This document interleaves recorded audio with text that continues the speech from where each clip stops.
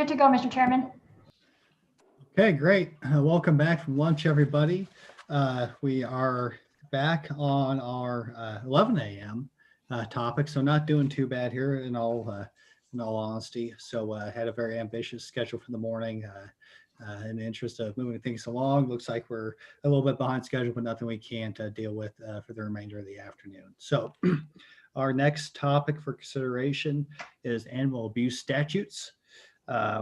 We do have a bill draft in front of us, which we'll go over here momentarily, though technically we did incorporate a working group. So just wondering if there's any updates from either Senator Bouchard or Representative Larson, I believe were a part of that group. If they have any updates to share with us. The direction that we had was short of having a more substantive agreement between our ag community and animal rights folks, or not the animal rights folks, but folks who operate animal shelters and the like, that we just come forward with a bill that basically cleans up the statutes. We've heard lots of complaints about the current elements of Title VI as being sort of convoluted and thrown together and difficult to read. So at the very least, we have that bill draft before us. But before we get into it, if any members of the working group have anything to add, now's the time.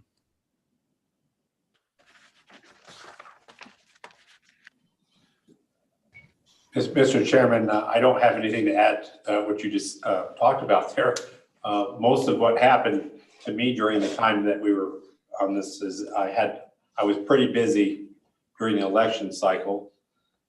Just reviewing everything that's there, though. I mean, I think it's a good product that we can move forward with. Mr. Chairman, I would agree. I didn't get a whole lot of work into this, and I think the bill looks good. Okay. Yep. No problems there. Just want to make sure everybody understood where we're at. We do have a vehicle, and we do have suggested amendments from the Cheyenne Animal Shelter, so we can discuss some of their suggestions, if nothing else, with this bill draft. But as it stands right now, the intent is to basically reorganize the statutes while minimizing the substantive changes. That's impossible to completely do, especially if you have a thorough analysis. If nothing else, there's the occasional update that has to occur. So with that, we'll go ahead and have Kayla go over our 21 LSO 111, and appreciate the good work on this. And we'll just go over the bill draft, and we can continue from there with agency comment and public comment. Thank you, Mr. Chairman. So yes, of course, this is 111 working draft 0.5, animal abuse statutes reorganization and update. And I just reiterate what you noted, that the bill draft there were a few substantive changes to be made, but there's a ton of staff comments throughout kind of indicating where changes were done, how they can be undone if they're not to the committee's liking, as well as pointing out some specific policy choices throughout.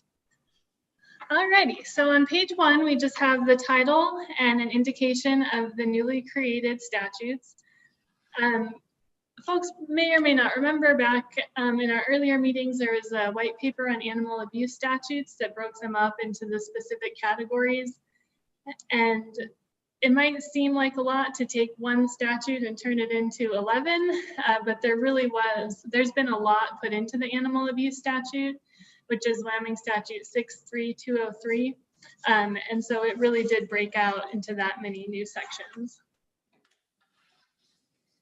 So a little bit on the staff comment on page 2. I've stated most of that already, but the one additional comment in there is that the bill wants to eliminate redundancy as well as rearrange the crimes from, in a sequential order of increasing seriousness. So it starts out with animal cruelty, then aggravated animal cruelty, other misdemeanors of animal cruelty, and then felony animal cruelty. So the middle to bottom of page 2 is just definitions as used in the section. Household pet, that was an existing definition in law that was just pulled into this section. Cruelty is defined as in the criminal definitions, Wyoming Statute 61104. On to page 3 is a definition created for costs of the animal's impoundment. That's all costs incurred by the impounding entity in providing necessary food and water, veterinary attention and treatment for any animal that's the subject of a violation of the article. So most of that comes from existing law. You'll probably remember we made slight changes to that in the last committee meeting on the bonding provision bill drafts. So just keep that in mind as well. The next definition is of livestock, and that was taken from existing game and fish statute. That's also kind of what that cross-reference was. So that one's technically new, but not totally new. Then on to page 4, this is the first crime created, is animal cruelty. So real quick, with page 3, line 23, references the commission. Is that the Game and Fish Commission then?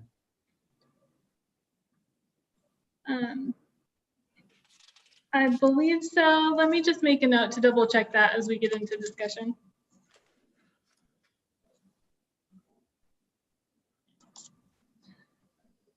Alrighty. So on page 4, so it might be helpful for the committee to know that animal, just animal, is not currently defined either in case law or in the statute. So if the committee doesn't want to create a definition of animal, a court would normally look to just a common dictionary definition. So that's one kind of the first consideration if the committee wants to go there or not. The crime itself is pretty similar. A person commits cruelty to animals if the person knowingly overrides an animal or drives an animal while it's overloaded, intentionally or knowingly injures or unnecessarily beats an animal. This was one of those changes that could be seen as substantive. It didn't seem to make sense to say unnecessarily injures. It's hard to imagine a time when it would be necessary to injure an animal. So unnecessarily was retained because it could logically make sense with beats an animal, but that's really a policy question for the committee if you want that qualifier in there or not. And that's onto the top of page 5. That's what that staff comment is discussing. There wasn't a definition of unnecessarily, and it didn't seem to make sense as it was currently being used. So other crimes under cruelty to animals is if you knowingly carry an animal in a manner that poses undue risk of injury or death. And that is page 5, lines 14 through 15, down to lines 17 through 19. And this is, again, where we get a few little changes. So if you have the charge and custody of any animal, and then this underlined provision is a change to current law. So even though this is a created section and normally we wouldn't have strikes and underlines, that's used a little bit in this draft just to kind of signpost where things have been changed. So if you have the charge and custody and under circumstances which manifest extreme indifference to the animal's safety, health, or life, and that extreme indifference language is taken from the aggravated assault statutes. And so these next provisions, it used to just be one little section. And so it's been candled out to make it a little easier to read. If the committee doesn't want that extreme indifference language to qualify these, we can certainly remove that as well. So if you have extreme indifference to the animal's safety, health, or life and fail to provide it with proper food, drink, or protection from the weather, you abandon the animal. Then there's clarification that relinquishment of the animal to a public or private shelter or similar facility would not constitute animal cruelty. On to page 6 is in the case of immediate, obvious, serious illness or injury to the animal, fails to provide the animal with appropriate care, or keeps any household pet in a manner that results in chronic or repeated serious physical harm to the pet. D used to be a standalone provision, and that it seemed to make sense to bring it in under that same heading of the extreme indifference. However, if the committee prefers that to be a separate section still, that could just be a paragraph 5 in that same broader section. The bottom of page 6, we just have the title for the second crime of And just before you move on there, can you spend a little bit more time explaining how the language manifests extreme indifference? How do you imagine that changing the standards, or will it at all? Especially when you look at removing unnecessarily and cruelly. Seems like we're removing some qualifications and adding another. Just if you could have a little bit more discussion as to whether that would move the benchmark one way or the other. Certainly, Mr. Chairman. And manifesting extreme indifference to the animal's safety, health, or life, it does seem to be, you'd have to have some malice, essentially. You know, it's more than just you didn't give them food or water and you really should have known better.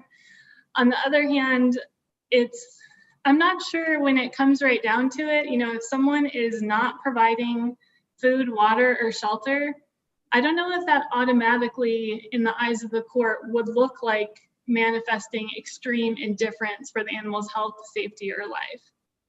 So that's a little bit, at this stage, it's really difficult to see how a court, you know, to give a really good opinion on how a court might rule on that. It does certainly change that, as opposed to just not providing them with adequate food, water, or shelter. You know, there would be a little bit more. There would have to be that intent, that showing that indifference for the animal's health and safety. And that's part of why it's underlined like that, just so to draw the committee's attention to it, to determine if that's, you know, kind of what standard the committee would like to use. If the committee would like it to just be flat out, if you don't provide an animal with proper food, drink, or water, I mean, that's certainly something that can be drafted in as well. It's really completely a policy choice for the committee on that piece. I think that's a little different from moving unnecessarily, just because unnecessarily was difficult. It didn't make a ton of sense logically. Really, if you've injured an animal, it was probably unnecessary. But again, that's just logically, there's not a ton in the case law on that. Thank you. Senator Steinmetz. Thank you, Mr. Chairman. I just have a question on that as well, about the circumstances which manifest extreme indifference to the animal's safety, health, or life. So if I live on a busy road, which I do, and I have a dog and I don't put up a fence to fence it in, I'm letting it run wild, am I in danger of this section? Am I, you know, how far could this go? Could you answer that for me, please? Sure, Senator Steinmetz, Chairman Boner. It doesn't, based on the plain language, it doesn't sound like that would be a concern, because you'd have to manifest extreme indifference in not providing food, water, or protection from the weather, or in abandoning the animal, or not seeking appropriate care. So, or keeping the pet in a manner that results in chronic or repeated serious physical harm. So for instance, if you tethered a pet so it had to stand in the road, like that would be something, I think that would be a pretty obvious concern. Or I mean, in this state, it's going to be -11 for a week and you leave it outside. So it'd have to be the manifest extreme indifference really just qualifies A through D here. So, and that's what was difficult to know how it would come down in court, because like I said, if you have an animal outside, and maybe it's just the temperature change, right? If it's -11, maybe it's manifesting extreme indifference, and if it's 35, maybe it's just pretty mean. So those are some of the lines that really, as drafted, would have to be drawn by the court. But if the committee has preferences on those or wants to put in, you know, more specific qualifiers or anything like that, or make it really, it's really a threshold question on where the committee wants to place that level of concern.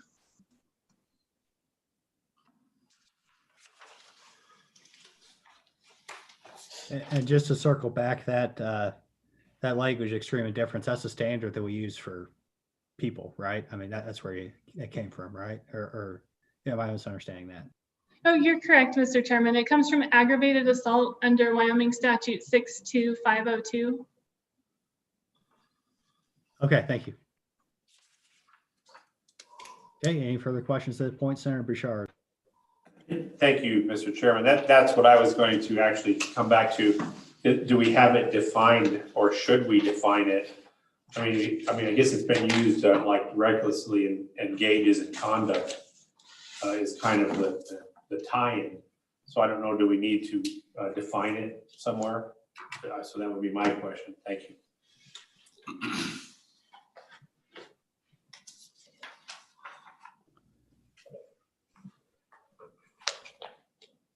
Okay, Kayla, do you have that answer right off the bat? Or it sounds like at the very least it's something that's used routinely in law, right? I believe so, Mr. Chairman. I was actually just going to see if I could pull a few examples of case law. My gut says the court's probably opined on that. A lot of times with something like that, if the committee wants to use an existing phrase like that, extreme indifference or manifest extreme indifference, it might be more difficult to define it unless it's defined exactly as the court has. So I think we had one more question. I was going to try and pull up a recent usage of that to provide for the committee. Okay, yeah, that'd be great. Representative Clausen. Thank you, Mr. Chairman. My question would be on line 24, page 5. Abandons the animal, cruelly abandons the animal. I just want to make sure this wouldn't apply to livestock, like in large forest service allotments where somebody missed together and there was something wild or something that they just. Yeah. And Representative Clausen, we'll see that later in the bill where there's an exemption for agriculture. So yeah, that'll be coming up soon.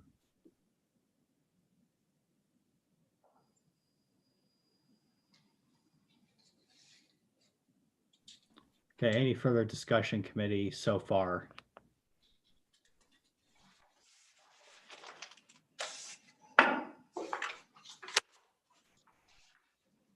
Mr. Chairman, I'm not quite quick enough. I haven't, I didn't get a definition yet. That's okay. It's, I think, conceptually, we'll get, I'm sure, a more complete answer. And thank you for being so nimble on your toes here as we ask you some challenging questions. But certainly, I mean, in my mind, the idea that this is not a new concept gives me quite a bit of it gives me a sense of security that we're not going to be doing anything too crazy. And, if the concern is that we're raising the bar too high to prosecute somebody, I just point out that, this is the same standard we use for prosecuting abuse among human beings. So maybe at the very least, it's okay if we hold animals to the same standard there. And I don't see us raising the bar too high. Thank you, Mr. Chairman. So I put a note on that one to verify as well. So the next provision in the bill is 631,003, which starts at the bottom of page 6 and goes into page 7, which is the crime of aggravated cruelty to animals. So the first provision, a person commits aggravated cruelty to animals if the person, and these are mostly based to dog or fowl fighting. So if a person owns, possesses, keeps, or trains fowl or dogs with the intent to allow the dog or fowl to engage in an exhibition of fighting with another dog or fowl. Paragraph 2 is for gain, causes or allows any dog to fight with another dog or any fowl to fight with another fowl. Paragraph 3, if you knowingly permit any dog or fowl fighting on any premises under the person's charge or control. In paragraph 4, promotes any dog or fowl fighting.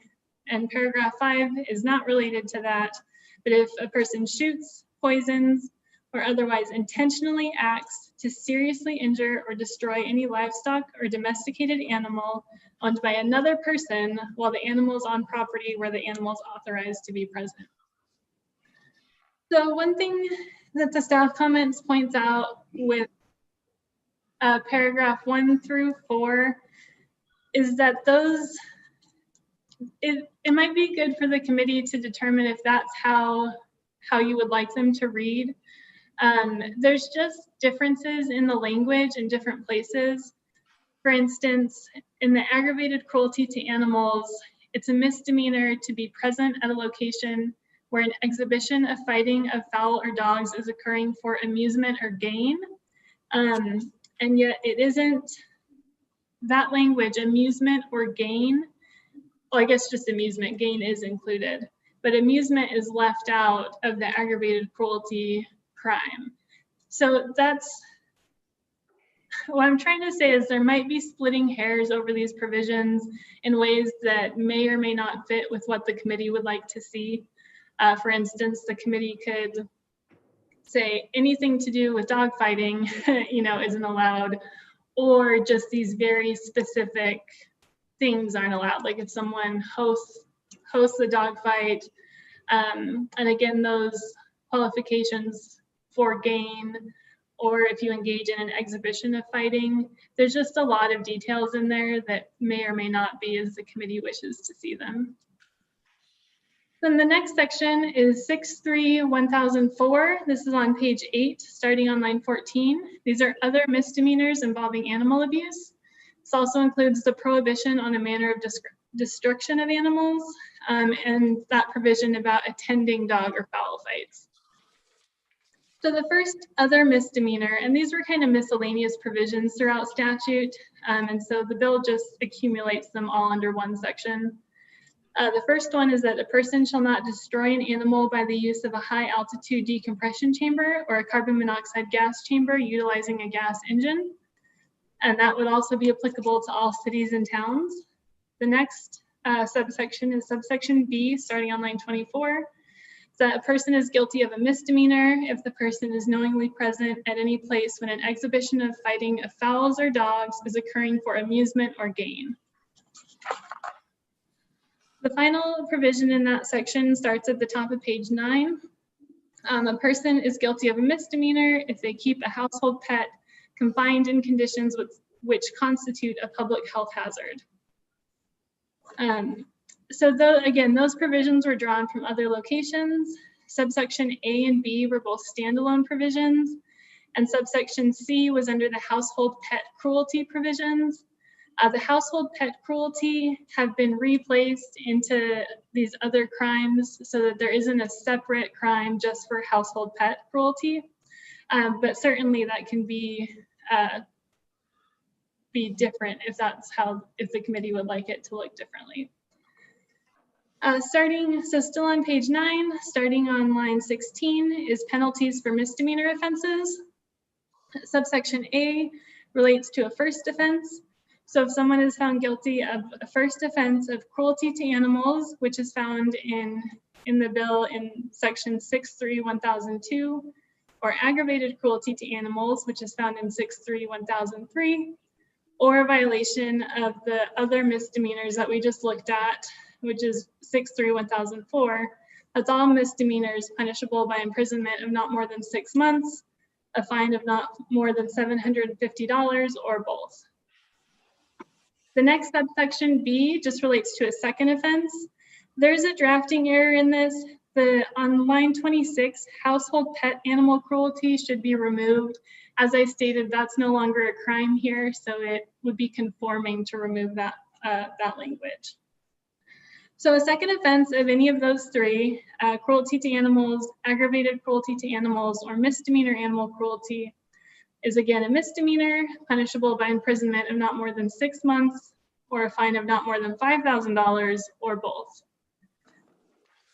On to that staff comment, the draft removed the use of the term high misdemeanor because it was language without a distinction in this case. So high misdemeanor is used under game and fish statutes, but it's not defined in the criminal statutes. And it didn't really seem to be adding anything to the bill. So that language, just the high misdemeanor portion, was removed because it doesn't really, the first and second offense have different penalties, and it seemed that that's all the high misdemeanor was really getting at. The other thing the committee might want to consider is that there's not any time limitation for a second offense.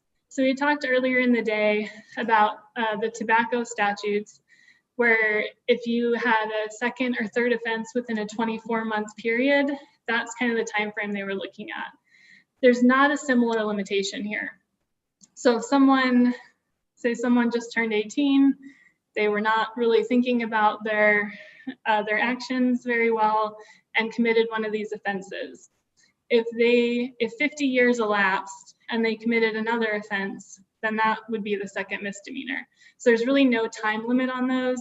The other thing the committee might want to consider on that topic is whether, for instance, a first offense of cruelty to animals, if someone is then charged at a later date with aggravated animal cruelty, would that be a second offense or not? Would it have to be the same offense? It's like you have to be charged with animal cruelty twice, aggravated animal cruelty twice, or other misdemeanors twice. That's really a policy question for the committee as to how you want to arrange those second and third offenses. So we're about the middle of page 10. This is the felony provision. It's 6.3.1006.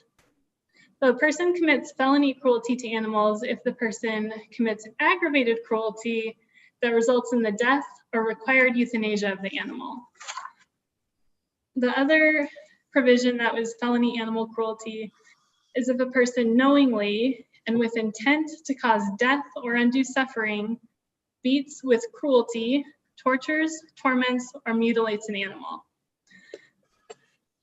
That provision is potentially problematic because there's a difference between the knowingly, so it starts out with knowingly, but when you look at the definition of cruelly, and so I think it's torture, torment, or cruelly are all defined the same, and that's defined as every act, omission, or neglect whereby the willful and malicious infliction of pain or suffering is caused, permitted, or allowed to continue when there's reasonable remedy or relief. So the definition of cruelly conflicts with the use of knowingly. So it might be good for the committee to consider whether to change that language to better reflect what the underlying crime should be, and what the requisite what the mens rea, the intent piece of it is, just because that probably does conflict. But that was one that couldn't really be adjusted for the committee before the meeting, just because it's completely a policy choice what behavior should be criminalized under that. And again, cruelty was, the location of the term cruelty was changed, but that doesn't change the meaning of it. So then on line 24, this is still page 11. And so just before we move on, so just so I understand, specifically knowingly and with cruelty are the two elements of that sentence that conflict. Thank you, Mr. Chairman. Mostly, the problem is torture, torment, or cruelty is all defined as the same. So the use of with cruelty, tortures, or torments, all three of those words are going to be defined in the same way. And so really knowingly conflicts with cruelty, tortures, and torments. Again, that's one where, so the definition of torture, torment, or cruelty, is defined earlier in the criminal statutes. And so sometimes what will happen is there'll be kind of a broad definition. It'll say, except as otherwise provided, here's your definition. So certainly the committee could just redefine those terms for these provisions specifically, or come up with other actions or qualifiers that haven't been otherwise defined. So there are a few ways to deal with that. Senator Stamets. Thank you, Mr. Chairman. And that's what I was going to ask, because as I looked at this bill, I noticed that that was under the crimes and offenses, and we maybe really should have a definition of what cruelty under the animal statutes is. So Did you investigate that and do you have a recommendation? Or is that work that would still need to be done? Thank you, Mr. Chairman. Go ahead. Mr. Chairman, Senator Steinmetz, I do not have a recommendation on that. I think it would really depend on what the committee feels is the activity that should be criminalized. And then it might be like, there's a really obvious term to use, or it might be one that takes a little bit more time to figure out how, like what should be substituted in its place.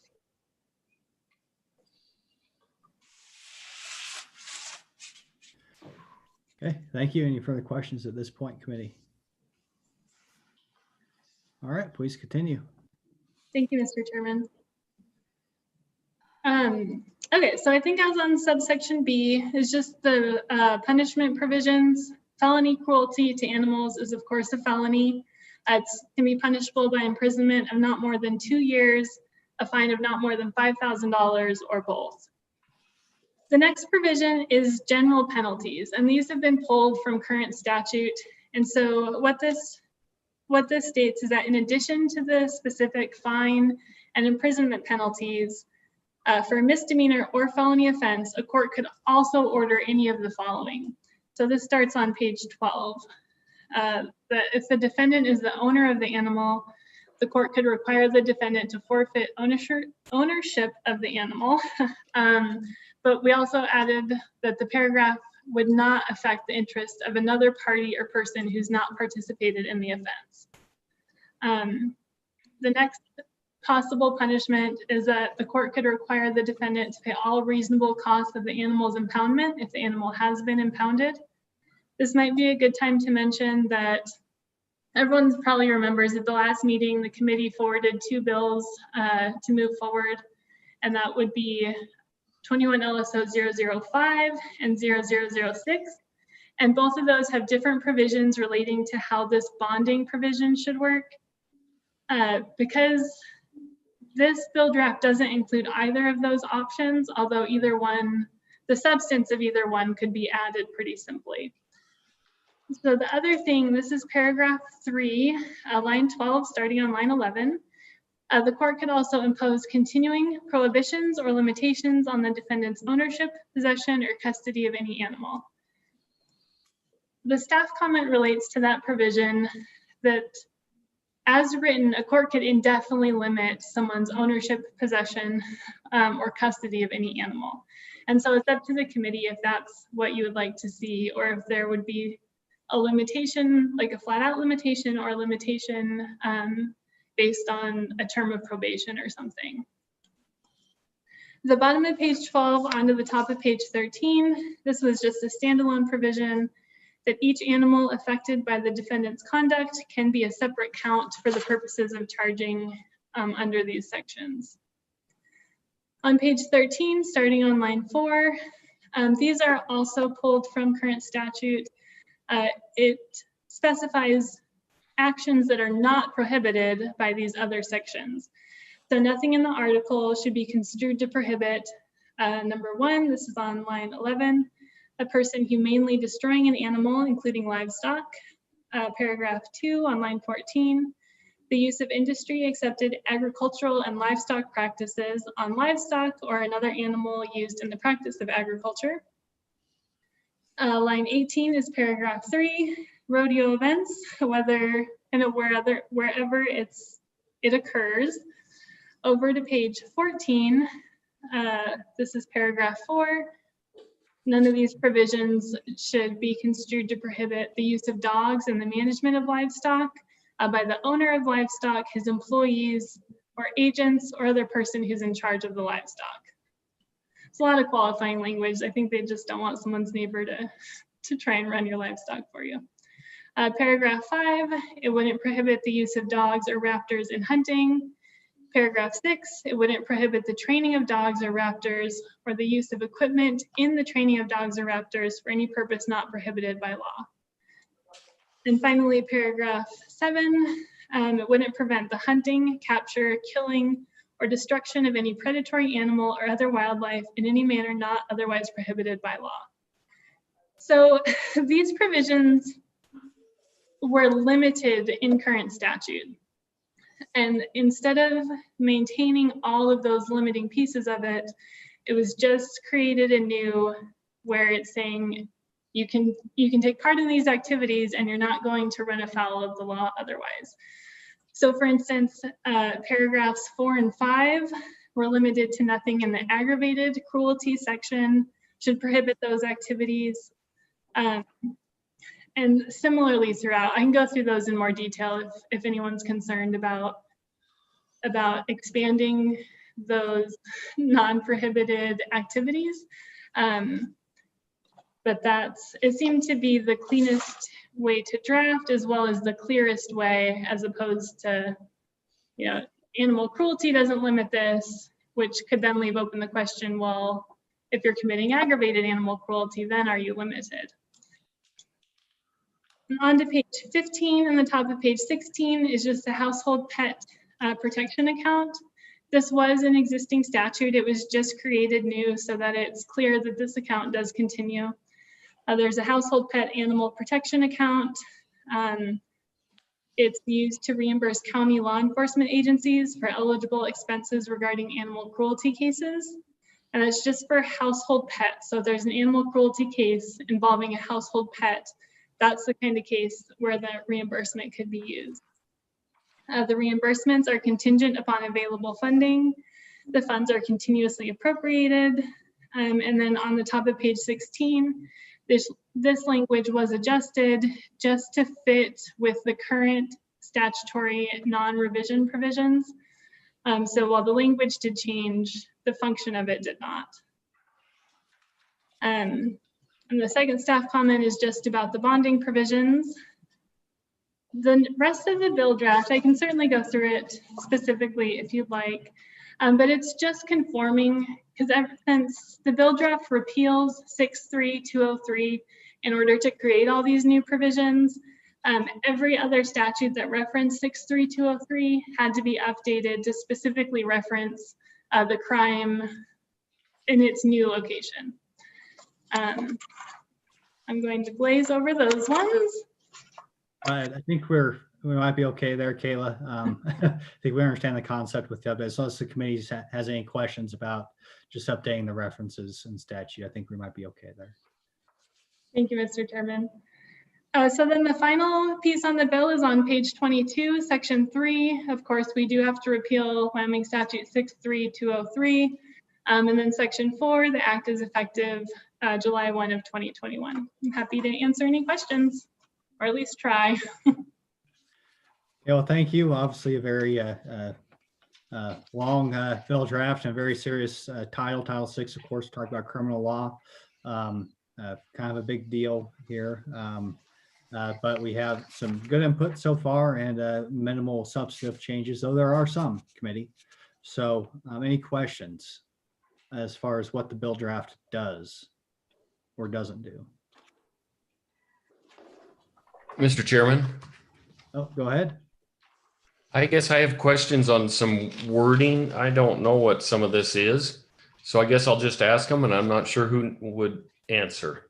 On page 4, line 24, it says knowingly overrides an animal or drives an animal when overloaded. I'm not sure what overrides is. Is that should it be overworks or something like that? So that's the first one, Mr. Chairman. Okay, we'll take them one at a time. How about that?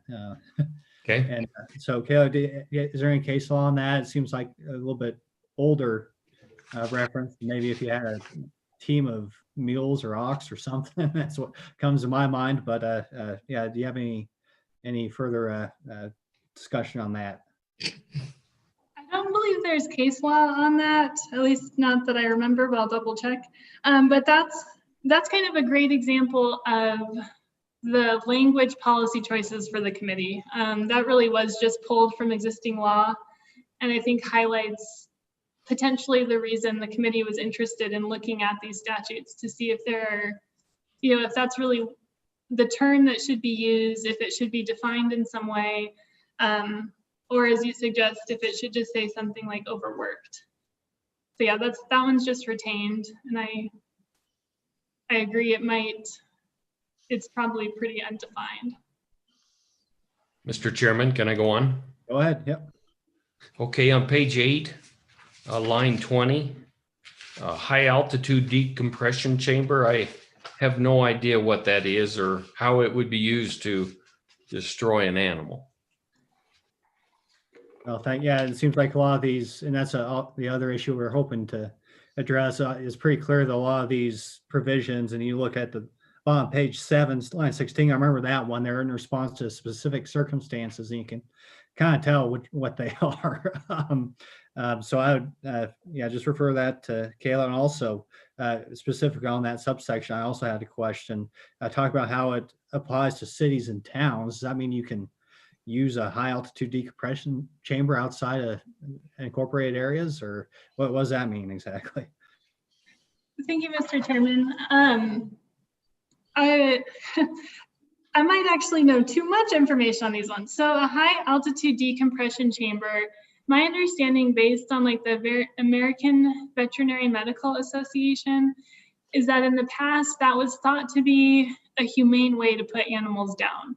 And what they learned is that it really isn't. And they just weren't kind of looking for the things that made it clear that it wasn't humane.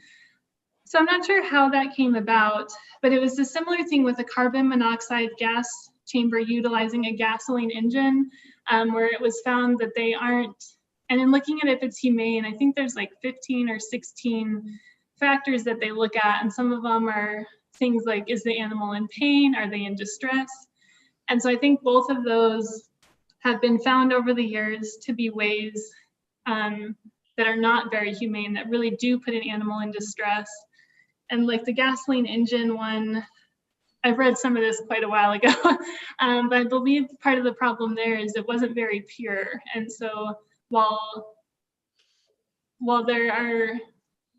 maybe carbon monoxide isn't the most inhumane thing, the way using a gasoline engine creates these other aspects of it that made it that way. So then the uniformly applicable to all cities and towns, I think my gut says that came from a specific situation, but I don't know what that would have been. Currently in law, you have to be like, I don't know, it's not supported. You have to be tied to like law enforcement in order to put animals down. And so I think there was a question as to whether or not, if like, say there's a city shelter or something, maybe they can put animals down in either of these two ways. So I think it was trying to indicate, this applies to everybody. Anyone that's putting an animal down, this applies to. But again, to your point, Chairman Boner, it doesn't technically say that. And so that's probably a question for the committee as well. Should it just say anyone that destroys an animal shall not use these methods? Mr. Chairman, I have one more and then I'll quit if that would be okay. Go ahead. Thank you, Mr. Chairman. Page 13, line 18, referring to rodeo events. Would training for a rodeo event be included in that definition? Go ahead. Mr. Chairman, Representative Larson, that is a really good question. I did not think about that. Rodeo events was current law. I think the answer to that question would turn on whether or not the training for a rodeo event is the use of an industry accepted agricultural and livestock practice. But it certainly, if that's the will of the committee, it might make sense just to add that in, training for or participating in rodeo events. That's it, Mr. Chairman. Thank you. Okay, thank you. Any further questions? Senator Moniz. Thank you, Mr. Chairman. Back on page 4, I got similar question that Representative Larson did, but my question being, let me get back to 4 there. We talked about knowingly overrides, or even restate that to overworked. Is there a definition of either anywhere in law? Overriding or overworked? That would be in the eyes of the beholder, I would think. Mr. Chairman, Senator Moniz, I'll run a quick search. My guess is no, kind of highlighting the potential helpfulness of the committee looking through the statutes. So where did this come from originally, Kayla, the wording?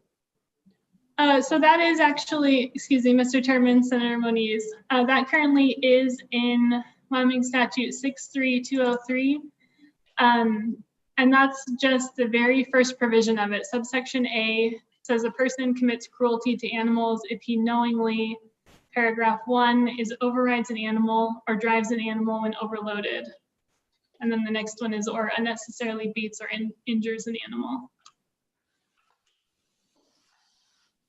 I need to double check. If my memory serves me correctly, there's not very much, those cases aren't hitting the Supreme Court.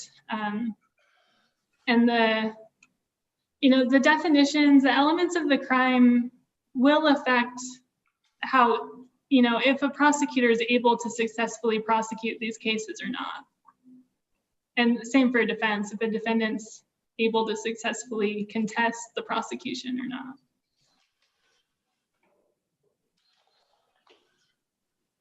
Okay. Hey, Senator Bouchard. Thank you, Mr. Chairman. On page 5, when we look at line 22, I am concerned that we don't distinguish that livestock could be, I wouldn't want somebody to misuse this because it's written in such a way. Because we have livestock that obviously are outside that we don't have provisions for different weather conditions. I wouldn't want somebody to wrongly use this against livestock. So I wonder, do we need to tighten that up somewhere with a provision to make sure that that doesn't happen? Hey, go ahead, Kayla. Just double checking that the ag exemptions in section 1009 apply throughout this bill. Thank you, Mr. Chairman. Senator Bouchard, that's correct. They would apply throughout, especially so sometimes when a statute is changed significantly, even if it's reorganization, there can be questions by the people that enforce the statute. So there's really no harm in being overly clear. One way to do that, of course, the committee could request additions to each provision that uses animals. The other option is to define animals as something other than livestock, or even just change it so it's not saying animals and would say like domesticated animals. The scope of the protections are very much available to be adjusted as well.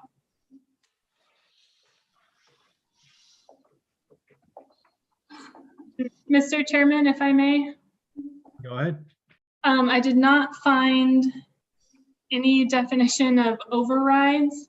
Other times it's used in statute it's like someone told you no and you're overriding them. So it seems less necessary to have a definition in that case. Obviously, if you're overriding a no, you're creating a yes. But in terms of specifically loading an animal and riding them too much or for too long of a time does not seem to be addressed in definition anywhere.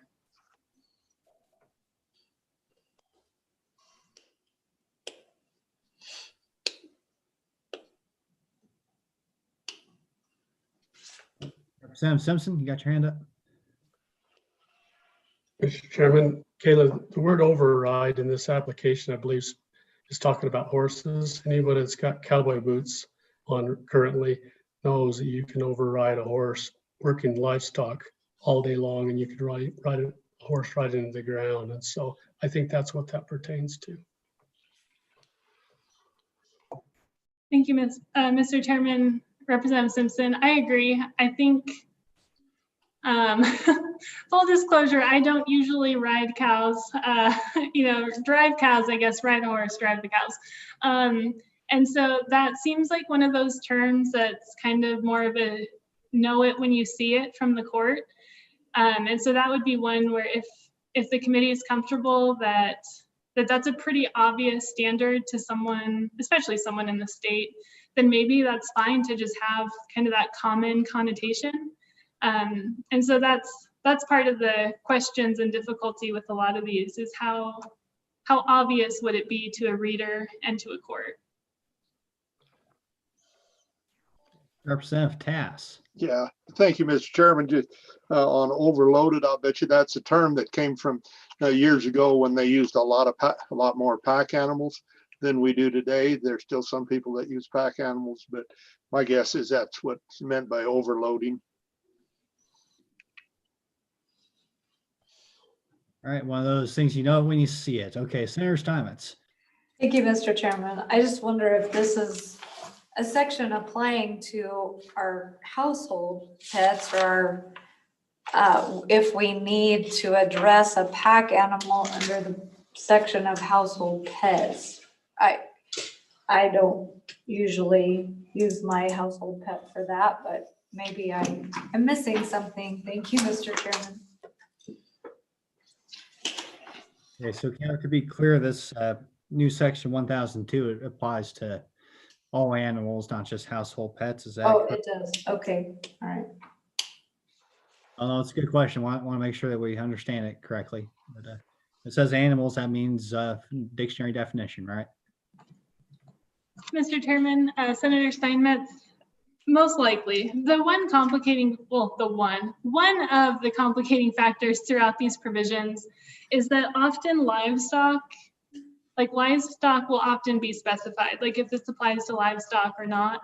An animal is not so much. And as we go through the discussion, it's making me wonder if that's part of why, where it's easier to just say animal instead of creating several definitions of, animal includes every animal under the sun, livestock, domesticated, household pet, pack animals, and then kind of ferret those out on what applies where, which can certainly be done. But I think there's probably a little bit of a lack of clarity on that throughout the statute, especially because there isn't a definition of animal, and also because livestock is used separately, which makes one think that animal may or may not include livestock, depending on the usage throughout the sections.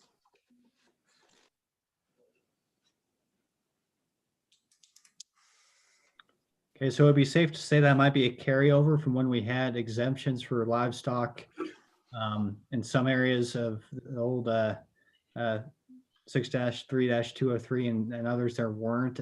Maybe that is the root of that distinction then, as we take this wording over to a different section. Would that be a possible explanation? Thank you, Mr. Chairman. I think that's certainly a possible explanation. I was trying to remember the 2011 bill that adjusted the use of the term livestock in the bonding provisions. I can't remember if it made changes in 6-3-203, but that's certainly something I can look at as well and see when that happened.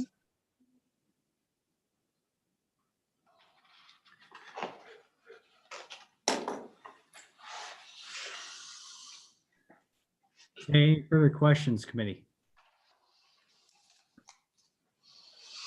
Okay. Thank you, Kayla, for the very detailed analysis and all the good work here. We'll go next. It looks like we have Mr. True is here. Let's see if we have any agency comment from the Livestock Board. Mr. Chairman, thank you. You can hear me okay? Thank you, Mr. Chairman. I have some interesting questions from your committee. I might touch on a couple of them real quick if I can, from maybe a historical standpoint. I think Representative Simpson and Tass both hit a couple nails kind of 3/4 on the head. On the knowingly overrides, that is riding the horse down in old historical terms. I would note that there are some endurance races that still go on in the world, and that might be a place where that could apply to the folks that are carrying those races.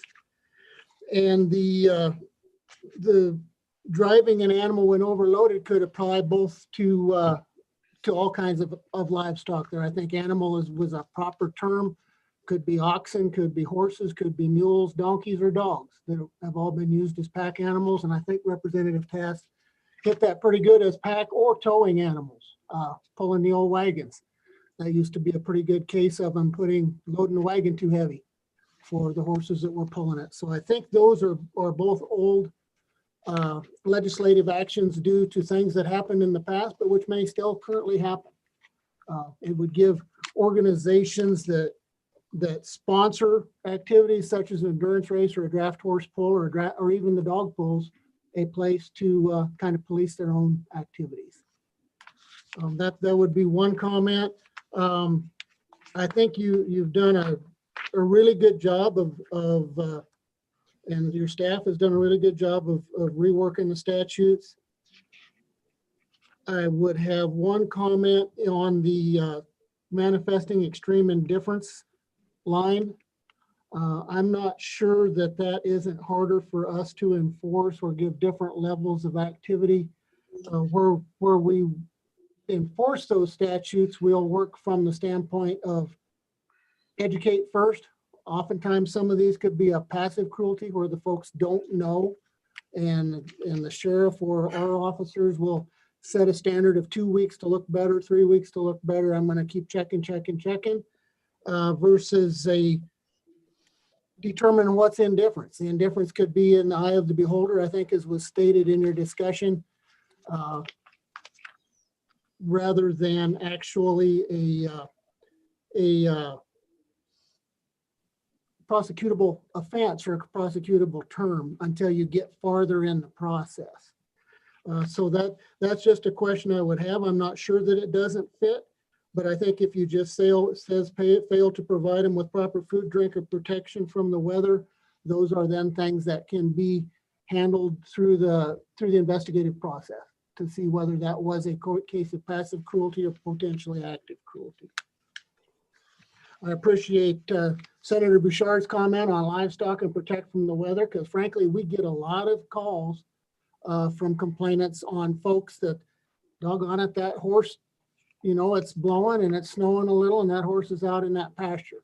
And they disregard the geography or the topography of the ground, or the fact that if you just get the horse out of the wind, you've whipped 90% of the battle on the temperature. So those are things that, as long as that's covered in your exemptions, I think that's a good point, but I'm glad you brought that one up. There's one that my investigators brought up to me this morning as they reviewed the bill. And I'm not helping you any with any input other than just a little commentary. So that's, other than that, I think that's good. I'm curious to see your bonding provisions that you put in, your drafts, both 05, 0005 and 0006 worked fine for us, as we had stated at your earlier meeting. I think that is all good knowledge. And with that, Mr. Chairman, one other comment I wanted to make. Kayla mentioned the timing of your misdemeanors, your first and second misdemeanor. And I think that does need to be something that your committee addresses. And I would recommend for a misdemeanor cruelty that you at least have a year in there. This can be a seasonal event where somebody, in fact, I'm not going to name any names, but some cases where folks have had some horses that get really poor every winter, and if greens up a little bit in the summer, get a little better, but we still don't feed them hay next winter. And it's that opportunity to come back within that timely time period and say, look, you did not follow direction of the veterinary, you did not get any better. Now there's a second avenue. Those would be my comments, Mr. Chairman, and I'd sure try to answer any questions. Any questions for the director, Senator Moniz? Thank you, Mr. Chairman. Director, where do you, back to our overriding, how do you react to horse pulling contests where they actually drive those horses till they can't pull anymore? Mr. Chairman, Senator Moniz, I don't know that they do. I think most of those contests are pretty highly monitored by veterinary staff, but I'm just commenting that could be a case where an override could happen that would be in a public view, where there would be comment from the public or complaint from the public. And there's occasionally there's some folks that are new to the horse industry that may not know the limits. of their horse's capabilities. And there could be events happen in that case. Follow up, Mr. Chairman. That's my concern with a lot of these issues is a lot of this is an interpretation of individuals that aren't around livestock and don't even understand the issues. As Senator Bouchard said about horses out in the weather, you see a lot of horses out in the weather with their butt turned towards the wind. That's my concern about a lot of these issues here. I think we want to be careful. Mr. Chairman, Senator Moniz, if I could respond to that, most of the committee may have heard our common call every spring that we get that there's dead horses at the Laramie County Community College. And it's that sunbeam in April that I can drive by and perform magical CPR with the horn on my pickup and bring them all back to life. But we get a lot of help from a lot of folks that care, and I appreciate their care, but many times we get some extra help. Thank you. Okay, just follow up, Mr. True. Are there any issues with the statute as written? Are you able to handle those exceptions? Keep in mind, the bill isn't supposed to be changing a whole lot. We're just reorganizing it. Mr. Chairman, I think we had a pretty heavy discussion this morning, my investigators and I, on this. There's some what ifs, but there's what ifs in every statute where an extenuating circumstance needs to be determined by the court and not here. I think your statute is fine. Any further questions, committee? Representative Tass. Thank you, Mr. Chairman. On these, both like here in Johnson County, we have a lot of sheep growers, and over the years, there's been blizzards that have blown through and have wiped out thousands of head of sheep. Somewhere in here should that not maybe be addressed that a sheep herder or a man with some horses or whatever loses stock to weather, to acts of God, that he would not be held liable to some of these not taking good care of your livestock. I don't know. It's just a thought. Mr. Chairman, if I could comment. Go ahead. Quickly, Mr. Chairman, Representative Tass, that's in our trainings and the way we investigate those. Step one is always enlist a veterinarian's eyes, and step two is he is going to probably defer anything that would be an act of God or an act of weather event on that livestock. And then that falling under the standard industry practice. If that livestock is wintered typically there and there's a blizzard, you know, the local veterinarian or the investigating veterinarian is going to usually defer that commentary. Thank you. Senator Bouchard. Thank you, Mr. Chairman. Question for the department. Could we put on the weather section, could we put an other than livestock in there? Would that be acceptable? Or I mean, that or a big monkey wrench in the mix, or would that be acceptable? Mr. Chairman, Senator Bouchard, I'll tell you the three words that my investigators offered this morning on behind in that section A on page 5, for protection from the weather adequate to the species is what my investigators suggested, but I don't know if that then jumps the shark into more definitions and is cattle different from horses or where that goes. That would be for the committee's purview, but that was something that they threw at me. Senator Bouchard. Mr. Chairman, so I know that in Laramie County, the Sheriff's Department gets a lot of calls on horses. And we've seen deputies that don't even know what to say when somebody says, hey, there's a horse out there without a barn. And they do get quite a few of those calls. So that's what I'm concerned. I think more so if we could do something so that way the sheriff can say, you know, sorry you feel that way, but I mean, unless it's a direct animal abuse call, we're using resources during the wintertime when the first cold comes along and there's so many people moving into Laramie County. So anyway, that's my thought, is if we could kind of nail down something, we're going to save resources. Any further comments, committee, for Mr. True? Okay, Thank you, sir. Looks like Director Miyamoto is here as well. Do you have anything to add? Mr. Chairman, thank you again.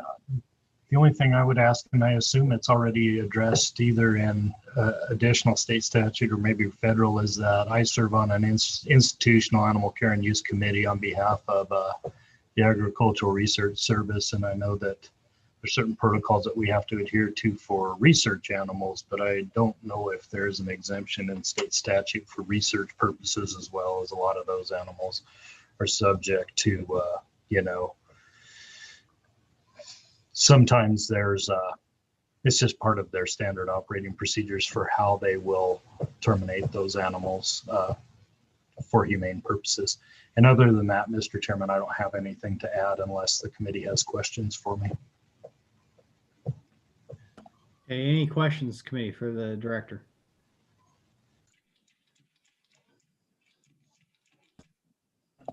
All right, seeing none, we'll go ahead and move on. Looks like we have Mr. McGagna with Wyoming Stock Growers here to provide some input. Floor is yours, sir.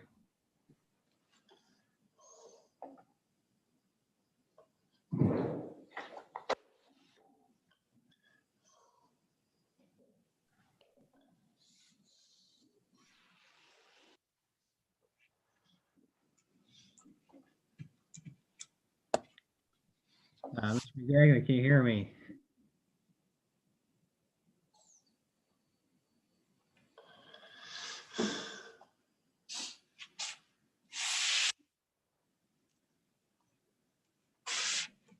It looks like we lost Mr. McGagna. He was up and now he's gone. Okay, do we have any, we have a little bit, we'll come back to him. Do we have, unless he's on the line right now, which I don't see anybody, but we do have some additional public comment coming up, so.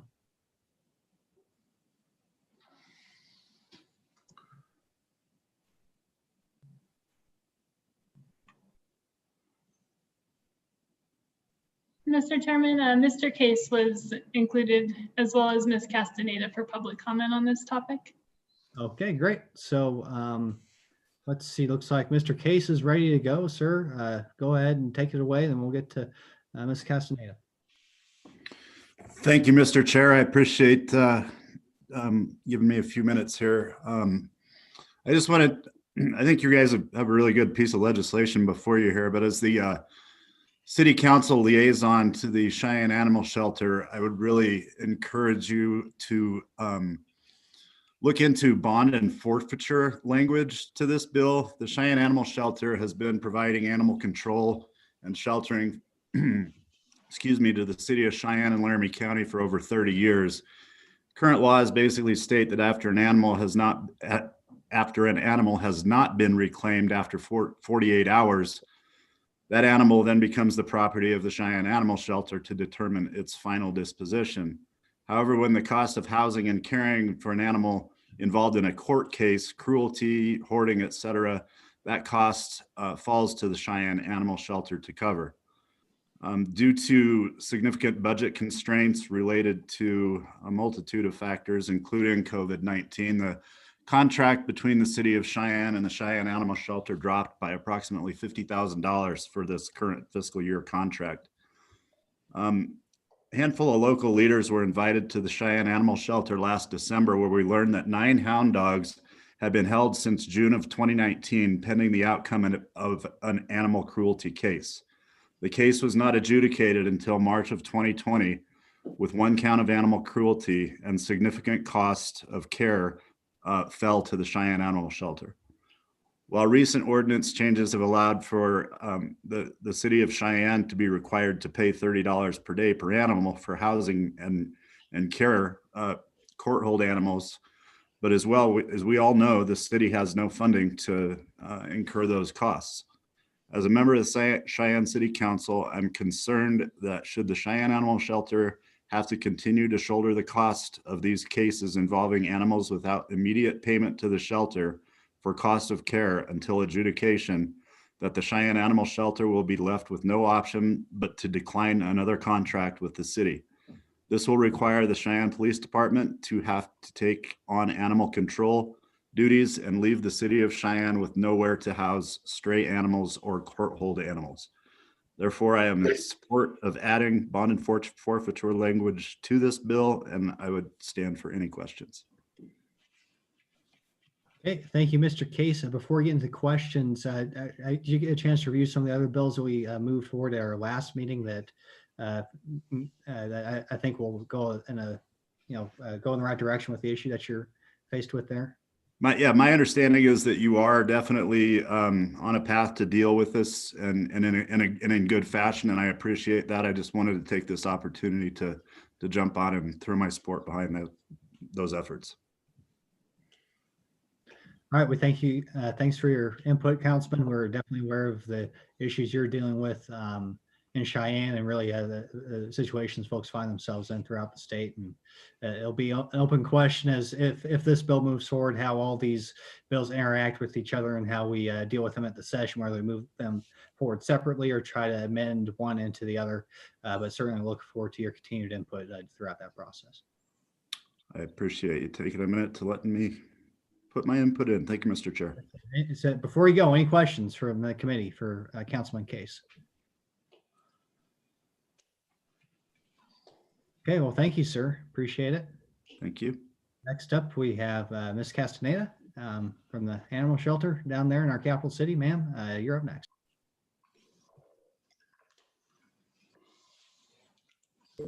Okay. Hi, thank you, Mr. Chairman. I appreciate your time. I also appreciate the amount of work that the legislative services offices have had to go through to put these bills together and try to figure out what's what. In my responses with staff comment back when I did provide wording for a bond and forfeiture aspect to this bill, and I would look forward to working with LSO to put those into the bill. And so we just thank you for that. Do you have any questions on that? Any questions, committee? Representative Henderson. Thank you, Mr. Chairman, and I'd like to thank Councilman Case and Ms. Castaneda for their input. One question I have is regarding the topic of resources, given the special circumstances that we find ourselves in with the, the pandemic. And over the next year or two, do you have any idea, or do you have a rough estimate of the incremental extra need for resources going forward? And how do you think the state could help with that? Mr. Chairman, or sorry, Representative Henderson, are you speaking to me or to the committee? Hello? Mr. Chairman? Thank you, Mr. Chairman. Yes, Mr. Chairman. I'm speaking to the needs that were reflected in Councilman Case's comments, but more particularly to the good things that you and your organization have done for years for our community, and the special circumstances of of the pandemic with folks losing their jobs and maybe not having the resources to keep the pets that they have. There's probably been some additional strays and whatnot.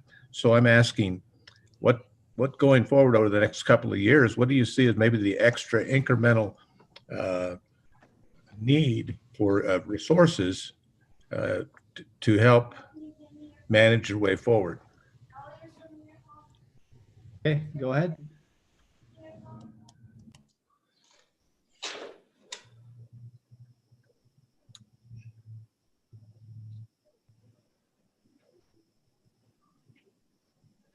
Looks like you're still muted, ma'am. There you go. How's that? I'm sorry.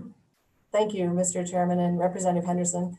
In this past year, as Councilman Case reflected, they had to cut our budgets by about $50,000.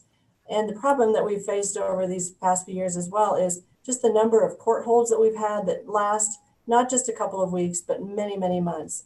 The hound dogs cost roughly $78,000. That's 9 hound dogs, $30 per day for all those months. I mean, what we're looking for is just a way to not have to, we want to provide the service. We want to protect our community. We want to protect the animals, but it just can't continue to be on the shoulders of the Cheyenne Animal Shelter. So by having the legislation in there that makes the people who own the animals have to pay up front for their care, that cuts the amount of money that we have to put into them. And I know it sounds maybe mean that we're taking away their animals and such, but otherwise it's falling to the cost to donors to pay that cost. So if an animal comes in through a court case and the person can't pay to hold it for the 30 days or 90 days that it takes to get a court case adjudicated, then we can either adopt the animal or go ahead and provide necessary, if necessary, end-of-life services. We've been working with the city council and county commissioner over the last 2 contracts. And again, it's important to remember, we're not a department of the city or a department of the county. We are a private nonprofit providing a contractual service. So as things cost us more money, we need to have larger amounts on our contracts as well. So, and we get with the virus that this happened at this point, but the court cases are just taking so long. And you may know that the district attorney's office here has dropped 3 of our cases of recent because there was not funding for her office as well. And I guess we're all in the same boat, but it's just, even before COVID, we knew that this was something that had to come about as far as the legislation to get us covered with cost of care before getting months and months into it and having to chase down actually an owner. I know there's the Attorney General has the funding to repay cost of care, but as an example with the hound dogs, I had to prove that we had tried everything we could to get a hold of this owner and make them pay.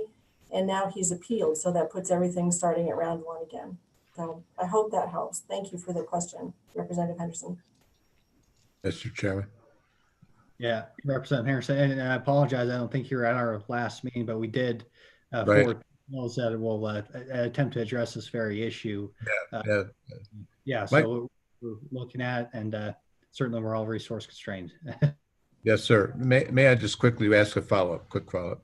So as I ask about the incremental impact, there's all the normal stuff. So if we implement this legislation, I think this really underscores the importance of that bonding and forfeiture piece that you're talking about. Wouldn't you agree? Oh, yes, absolutely. I mean, we have, there are 43 employees here, including 5 ACO officers. I'm paying some of my brand new employees here $10 an hour, which is $4.25 less than Arby's would pay them. So we're just also not being able to keep up with the cost of living. And it's certainly, even if a person has a heart and a passion to take care of animals, sometimes just the low salaries that we have here. So incrementally, we need to upgrade or up our contracts with the city and county every year. Okay, any further questions for the Cheyenne Animal Shelter? Okay, thank you, ma'am. Appreciate it. Thanks for your continued engagement. Looks like we have the stock growers back. Mr. McGagna, can you hear us? I can, Mr. Chairman. Can you hear me all right? Yes, we can. Thank you. I apologize for the difficulty before. I think that members of the committee have addressed very well the issue that is really the complexity of trying to draft a bill that deals with animals, because the differences in what's proper care of livestock versus proper care of household pets can vary widely. And I think you've done relatively well. I think we have to rely to some degree on common sense that law enforcement officers and courts will use in applying what's appropriate for the type of animal and the condition under which they're being operated. It might be possible to insert a sentence in there somewhere, a paragraph recognizing and respecting that range of what is proper treatment depending on the type of animal. But more specifically, the one that comes to my attention is on page 14, there's a recognition of using working dogs to manage livestock. What I don't find anywhere, going back to page 2 and 3 in the definitions, there's a definition of household pets and a definition of livestock. And livestock includes guard animals. That's something that we added into the game and fish statutes and the livestock board statutes a number of years ago. But the working stock dog seems to be left hanging in a void between those two. It isn't defined as livestock. and it doesn't really fit in our view, the definition of a household pet, the way it's written here. I'm suggesting perhaps some consideration needs to be given to, because we look to definitions so often, to somewhere in there incorporating the working stock dog, or providing perhaps even a separate definition for that species or that group of animals, as opposed to livestock and or household pets. Okay, thank you, Mr. Gagnon. I'm looking at definition of livestock. It does cover guard animals actively engaged in the protection of livestock.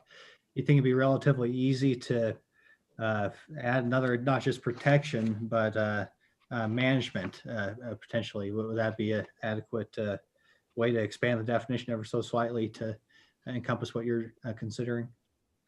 Mr. Chairman, I believe that could work very well. This definition was pulled from other statutes where that isn't necessary, but in this particular case, I believe that some language to the effect that guard animals and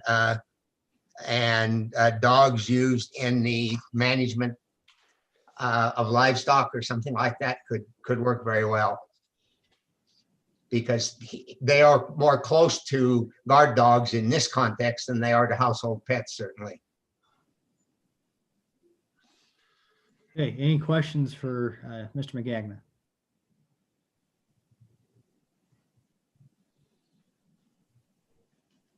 Okay, seeing none, thank you, sir. Appreciate your input, and if the bill moves forward, I'm sure we'll be discussing this as it goes throughout the process.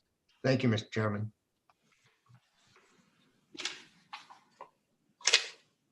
Okay, so do we have any more public comment? I know that we did have our Sheridan County prosecutor as well as a public defender as a list of potential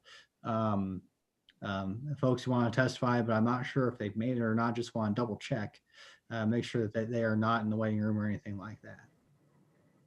No, Mr. Chairman. Okay, all right. Well, we've heard a decent amount of public comment. Just want to swing back around, ask the folks in PAL if there's anybody there. It doesn't seem like it, but just thought I'd double check. No, we're good. Thanks. And it looks like that room in Cheyenne's a little empty there. So is that correct, Senator Stevens? Correct. No one here to testify. Okay, well, sounds good. So we'll go ahead and close public comment. Committee, do you have a preference on this draft bill?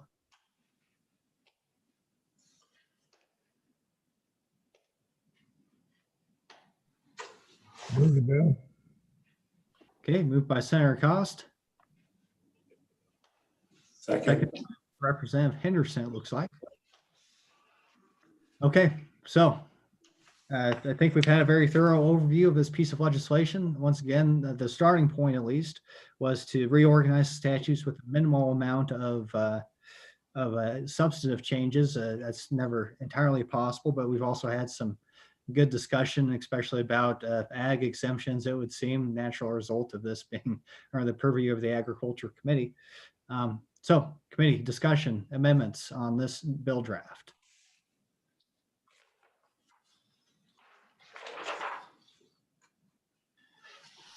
Senator Stevens. Mr. Chairman, I would like to amend on page 3, line 21, after protection, insert or management. Okay, is there a second? Second. Okay, moved by Senator Stevens, seconded by Representative Blake. Any discussion? Representative Cass, you had your hand up or no? Yes, thank you. I just was going to offer another amendment on there on line 20 on page 3 after fiber, say working dogs, comma, and guard dogs. So between fiber and the word and, just put your working dogs in there. I would consider that a friendly amendment, Mr. Chairman. Okay, very good. Looks like Representative Blake is giving the thumbs up as a second. So that's the amendment. So food or fiber, working. Sorry, what was that, Representative Tass? Working animals.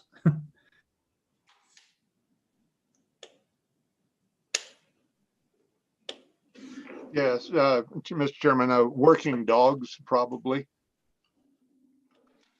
Okay, working dogs and guard animals actually engaged in the protection or management of livestock. Okay, so we got a good, more general definition there. Any discussion on the amendment committee? Mr. Chairman, Yeah, Kayla, go ahead.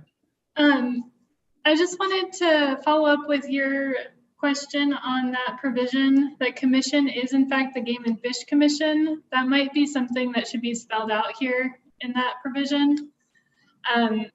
And this is, I just thought, because the bill draft is kind of clarifying and closing loopholes, I just thought it might make sense to bring up whether, for instance, Senator Steinmetz was talking about like working animals, pack animals earlier. So depending on the committee's preference, if the committee wants to include pack animals in some way, this might be a quick place to add that in. Instead of working dogs, working animals, then you have a broader subset. Again, I'm not suggesting that that should be the policy, but I just thought that since that now is the time for the committee to have kind of all those options or thoughts on the table. Okay, thank you very much. So we'll, yeah, just go ahead and proceed with the discussion of the amendment that we have before us then. With that, very good input. Any discussion, committee? Okay. Now's the time, Mr. Chairman. Oh, ceremonies, go ahead. Yeah, Mr. Chairman, I think now's the time. If Representative Tass is good with Kayla's suggestion, might be worth doing it right here. Okay, yeah, is that okay, Representative Tass? And Yes, that'd be fine, thanks. okay, yep, certainly appreciate that input. And yep, so we got that broader definition then, and hopefully one that will work with the folks that are doing the good work on the on this bill. So any further discussion? Okay, all those in favor, please raise your hand. Keep them raised.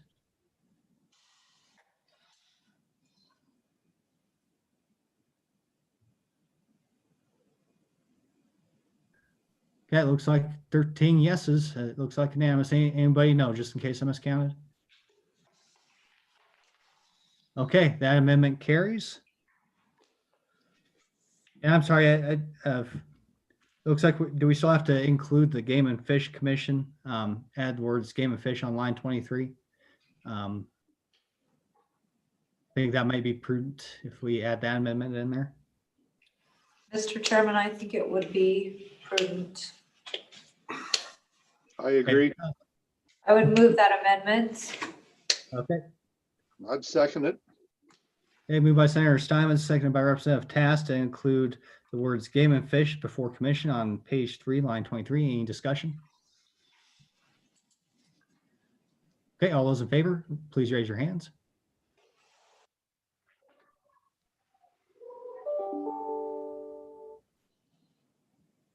Okay, that appears to be 13 yes. All those opposed, please raise your hand. Okay, that motion carries. Any further discussion, committee? Any further amendments?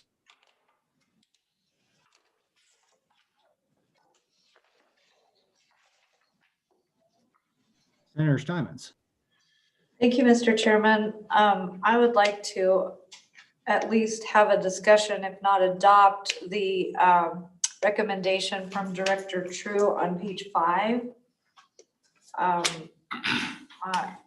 After, on line 22, after whether, and to insert adequate to the species. Second. Okay, moved by Senator Steinmetz, seconded by Representative Larson. Any discussion, committee? It seems to me that might be covered with the ag exemptions already, but it never hurts to have belts and suspenders. Representative Clausen, I'm sorry, you had your hand up. Just a thought, since we're discussing it. I'm just conflicted whether we need it. The court's gonna be the deciding factor. If you leave it out, you could argue it would be adequate to the species. without the language, but it's here or there. I don't think it hurts anything. All right, any further discussion, committee? All right, all those in favor, please raise your hand and keep them up.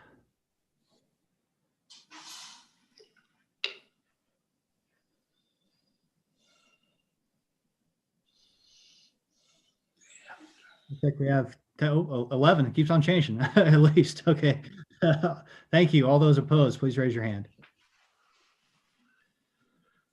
Okay, well, that motion carries. Looks like no, I guess I'm sure there was 13. I couldn't quite see what was going on there in PAL, but motion carries in any case. I better just tell him. Yeah, we hear you just fine, Representative Larson. So, Oh, sorry. Oh, you're good. You're good. So any further discussion on this bill? Any further amendments? Representative Henderson. Thank you, Mr. Chairman. Just a question really, since I wasn't here last time. The bonding and forfeiture piece, is that adequately covered in the other work, or should we have a license to the LSO staff for this legislation to look at that, make any sort of technical correction if needed? That's a good question. If the bill moves forward, how do all three bills interact? My thought was to have all three bills in whichever committee that in the first chamber that this legislation starts in, and we can at that point either make the decision whether to move forward amending the bonding provisions probably into this bill, or if we move forward with these separate bill drafts.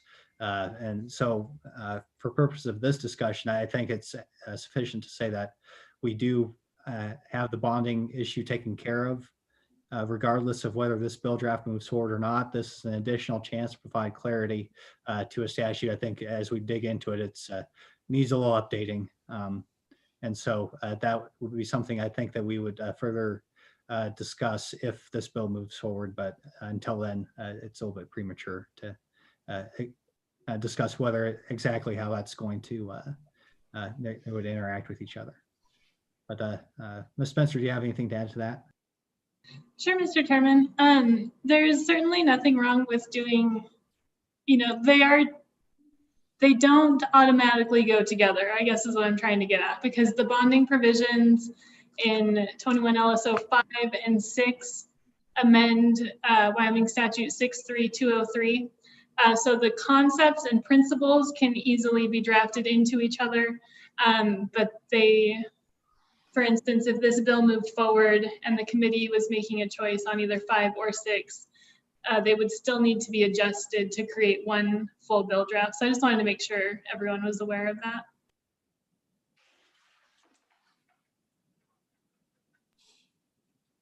Okay, close by Representative Henderson. Yes, thank you, Mr. Chairman. We got it on the recording. That's all I wanted. Thank you. Fair enough. Mr. Chairman. Go ahead, Representative Larson. Thank you, Mr. Chairman. Are we still on amendments? Absolutely. I'd go to page 9, line 25, after subsequent offense, insert of the same type within a 5-year period. That's for discussion and maybe needs reworded, but that's the idea. Okay, very good. Is there a second? Second by Representative Simpson. So any discussion on that concept to say that second offense only qualifies if it's the same offense within 5 years?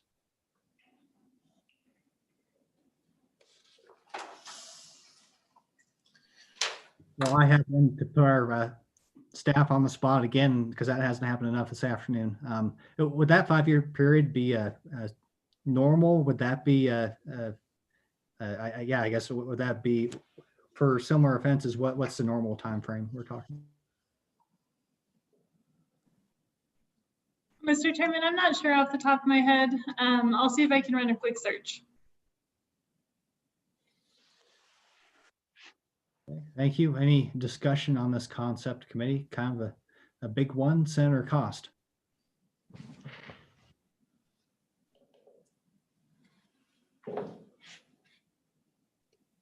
Thank you, Mr. Chairman. My question would be, would that mean 5 years to the same animal or to any animal in that same part, or just the offense to any of those animals? What would that cover? I would imagine, Senator Cost, would be any type of animal would be the same offense. So if you do the same or similar thing to a different type of animal, then it would that would qualify. So it doesn't matter what animal it is. It's the offense that would be the focus point.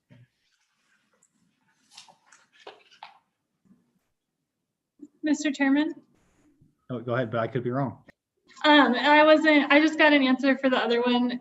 With a really quick search, it looks like the deadly weapon offense also has a 5-year limitation.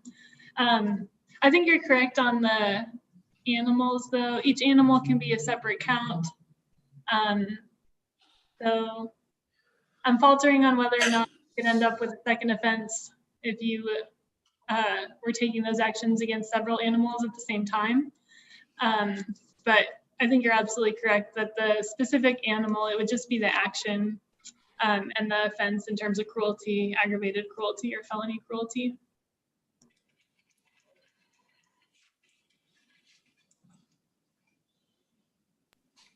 Okay, any further discussion, committee, on Representative Larson's amendment? Mr. Chairman, did we vote on that? I guess I'm. No, we're just getting there. Oh, sorry. Yeah, more to say. Okay, all those in favor of the amendment, seeing no further discussion, go ahead and raise your hand and keep them up. 2 in Powell.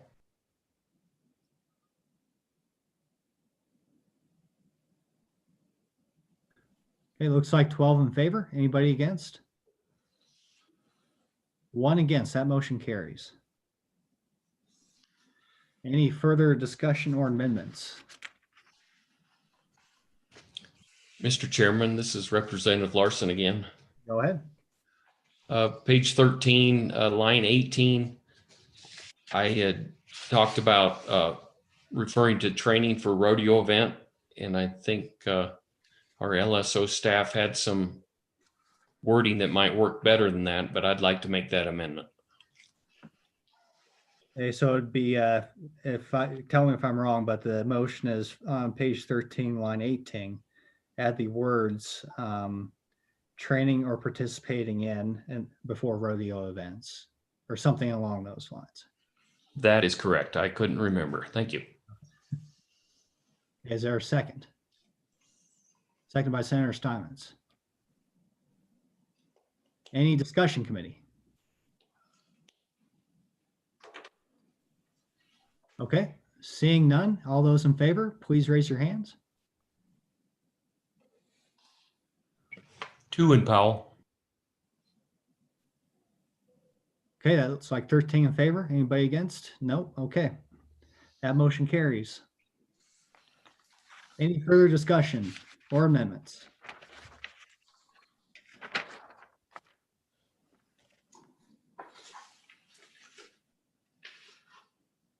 Okay. I call for the question on the bill, please. Okay. Questions being called. Last chance for any comments. Seeing none, we'll go ahead and vote on whether we will sponsor this bill as a committee. So let's go ahead and call the roll. Thank you, Mr. Chairman. Sorry, I'm just jotting down the motion. So it's to sponsor 21 LSO 111 with amendments. Senator Bouchard. Aye. Senator Cost. Aye. Senator Moniz. Aye. Senator Steinmetz. Aye. Representative Blake. Aye. Representative Clausen. Aye. Representative Haley. Aye. Representative Henderson. Aye. Representative Larson. Aye. Representative Simpson. Aye. Representative Tass. Aye. Representative Winter. Aye. Co-Chairman Boner. Aye. Co-Chairman Hunt. Aye. All right, that has passed unanimously. Thank you very much.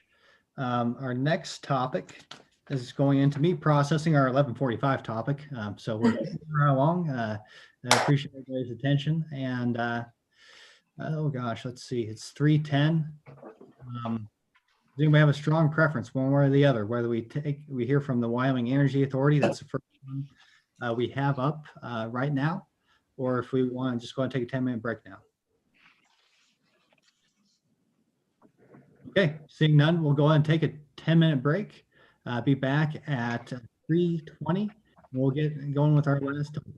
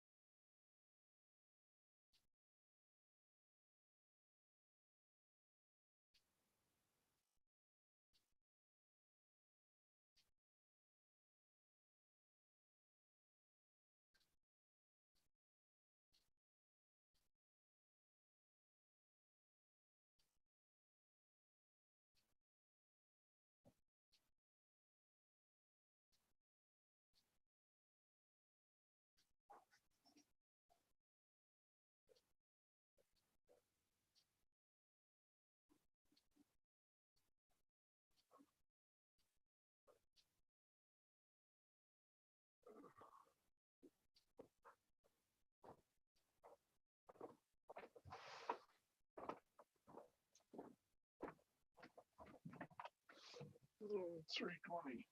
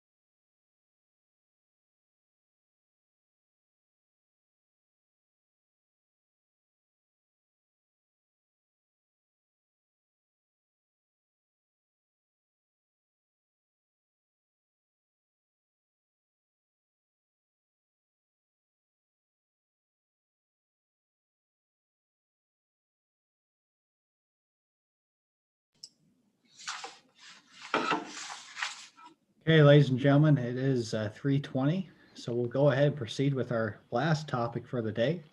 Talk about meat processing. Certainly a lot to cover on this potential area for action with the committee. And so we have two entities here to discuss various ways that we might be able to address this issue. The first one is the Wyoming Energy Authority. And so you'll see one of the bill drafts is a similar authority that basically would be a carbon copy of the Energy Authority, only for agricultural uses instead of energy.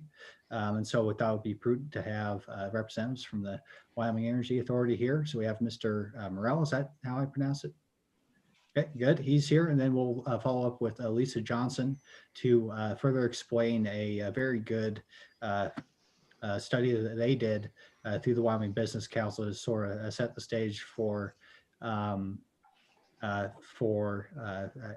environment that we find ourselves in when it comes to meat processing in particular, but certainly the intent here, especially since we're inviting the Energy Authority, is to just kind of throw the doors wide open, talk about commodities in general, and how the state of Wyoming currently sort of interacts with things on the energy side of that commodity market with an idea that maybe will help us understand what may be possible for agricultural commodities as well. So with that being said, Mr. Morel, you're here. Thank you for your patience, and the floor is yours.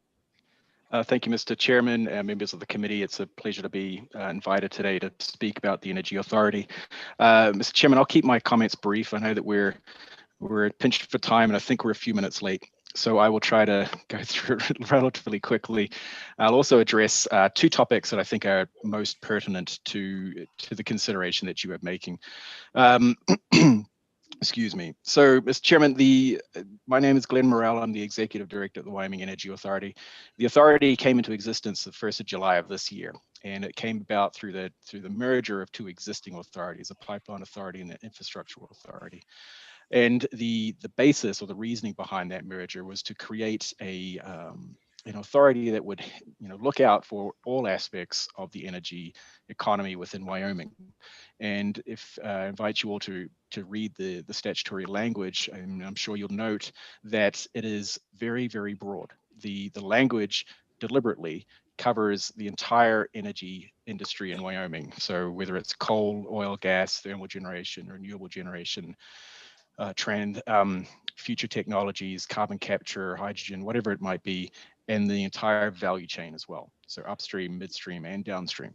And it is deliberately broad because the intent was to not preclude the authority from acting on any topic simply because it was not referred to within statute.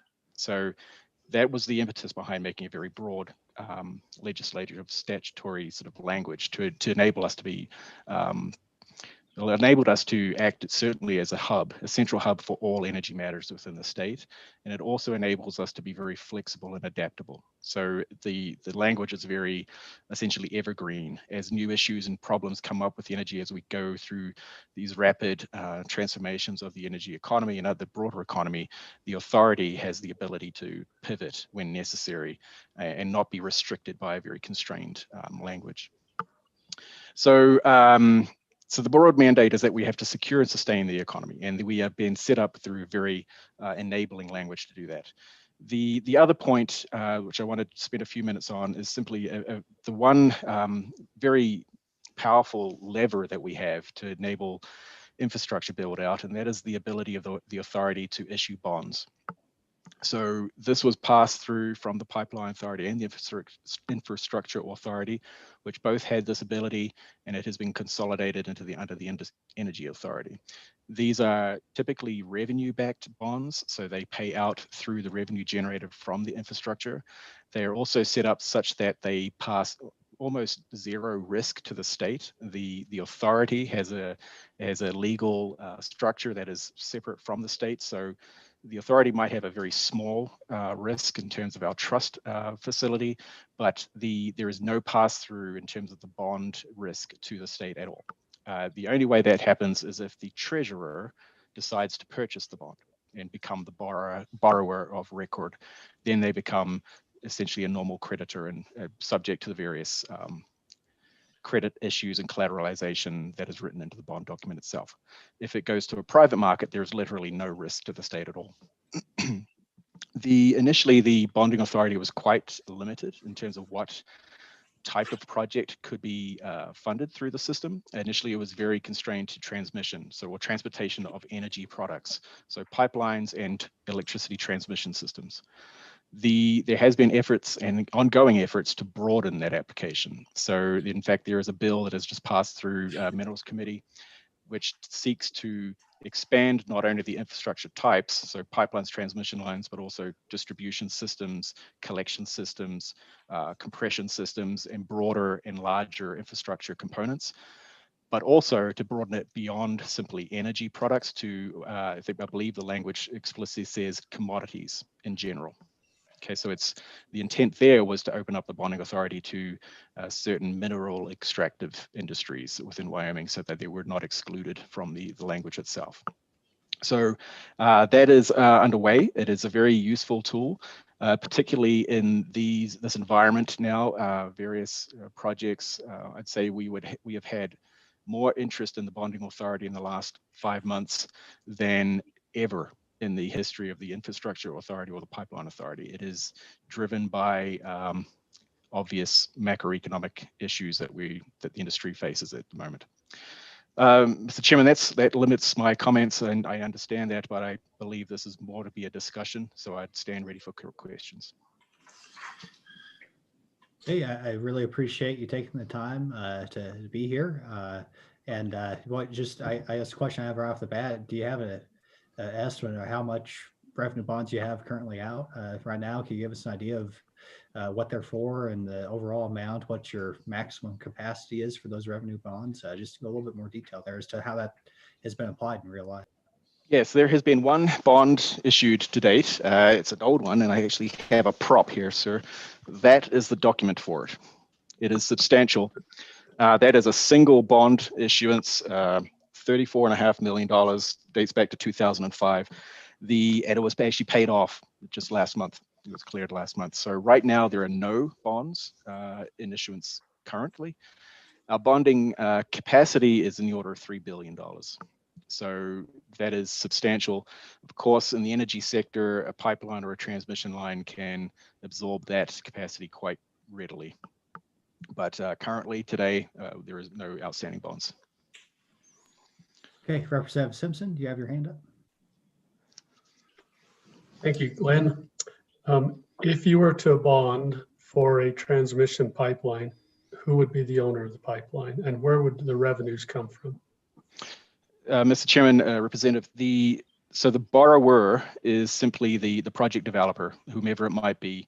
They can be gas marketing companies, oil operators, whoever is the actual developer of the pipeline is the borrower of record and the person who asks us to issue the bond.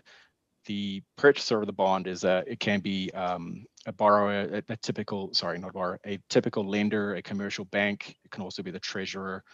Depends on who wants to pick it up, essentially. The treasurer is restricted to, they must expect a 4% return on that bond, and it's paid through collateral plus interest on the revenue generated from it. Did that answer your question, sir? It did, thank you. Okay, Representative Clausen. Thank you, Mr. Chairman. Mr. Morrell, so bringing this into the meat processing world was sort of my idea, but the problem we face in the meat processing world, large monopolies, multinational monopolies, and the original pipeline authority was set up. In fact, that it was my understanding that there only being one bond, that was the bond to break up some of these monopolies. The name of the game being make a shortage of gas on one side and a glut on the other side, so you could buy low in Wyoming and sell high in the market. And currently in the meat processing industry, it's fairly similar with monopolies, but like very large meat processor had like a third quarter showing of almost 700%. So the bonding portion of this is more of an incentive or a hammer, most generally, or do you see it working out in a different way? Mr. Chairman, Representative, thanks for the question. The I must caveat everything I say with I'm a geologist, not an investment banker. But I think it depends on, yes, it can be leveraged in different ways, sir. And it depends on the objective of not only the authority, but the situation on the ground, essentially. You know, the example you referenced is very accurate.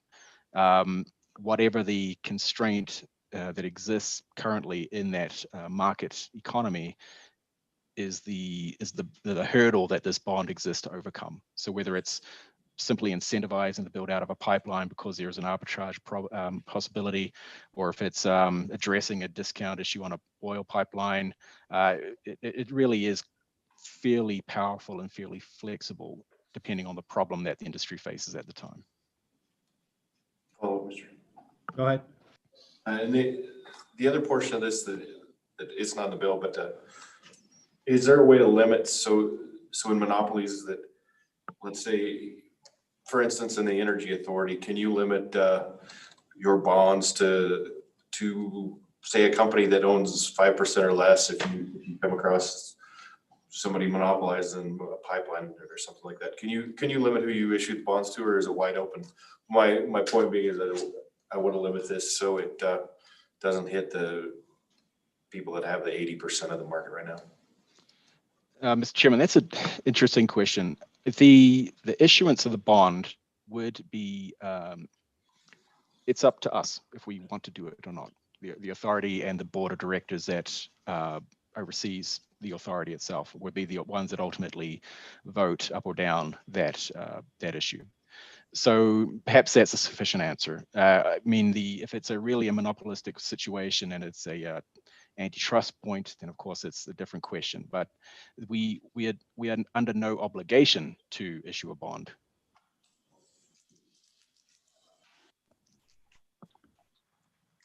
Okay, any further questions?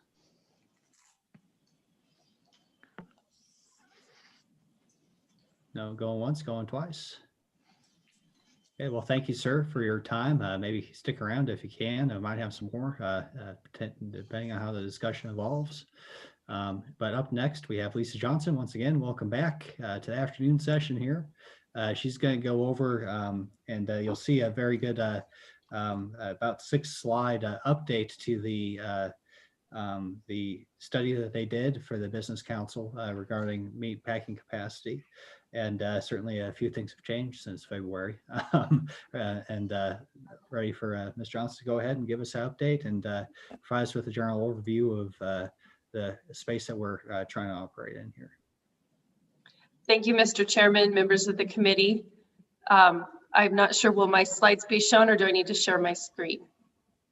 Oh, you can share your screen if you'd like, yeah. Okay, let's see if I can do that. Oh.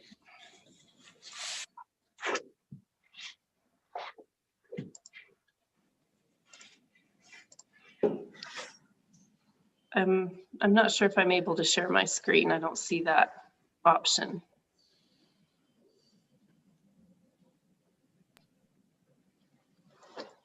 Okay, I might need some help from staff to enable, because I'll admit I don't know how to allow that. Mr. Chairman, Yeah, go ahead. Ms. Johnson, you do have permission to screen share, but in the meantime, I will try to grab your slides if you can't get to that. Okay, I apologize. I just don't see that option on my screen. I'm sorry. So for me, at least, I don't know if it'll help you. If you kind of move your mouse around, you'll see a kind of a toolbar come off the bottom and right in the middle. There's a share screen. Oh, there we go. Okay.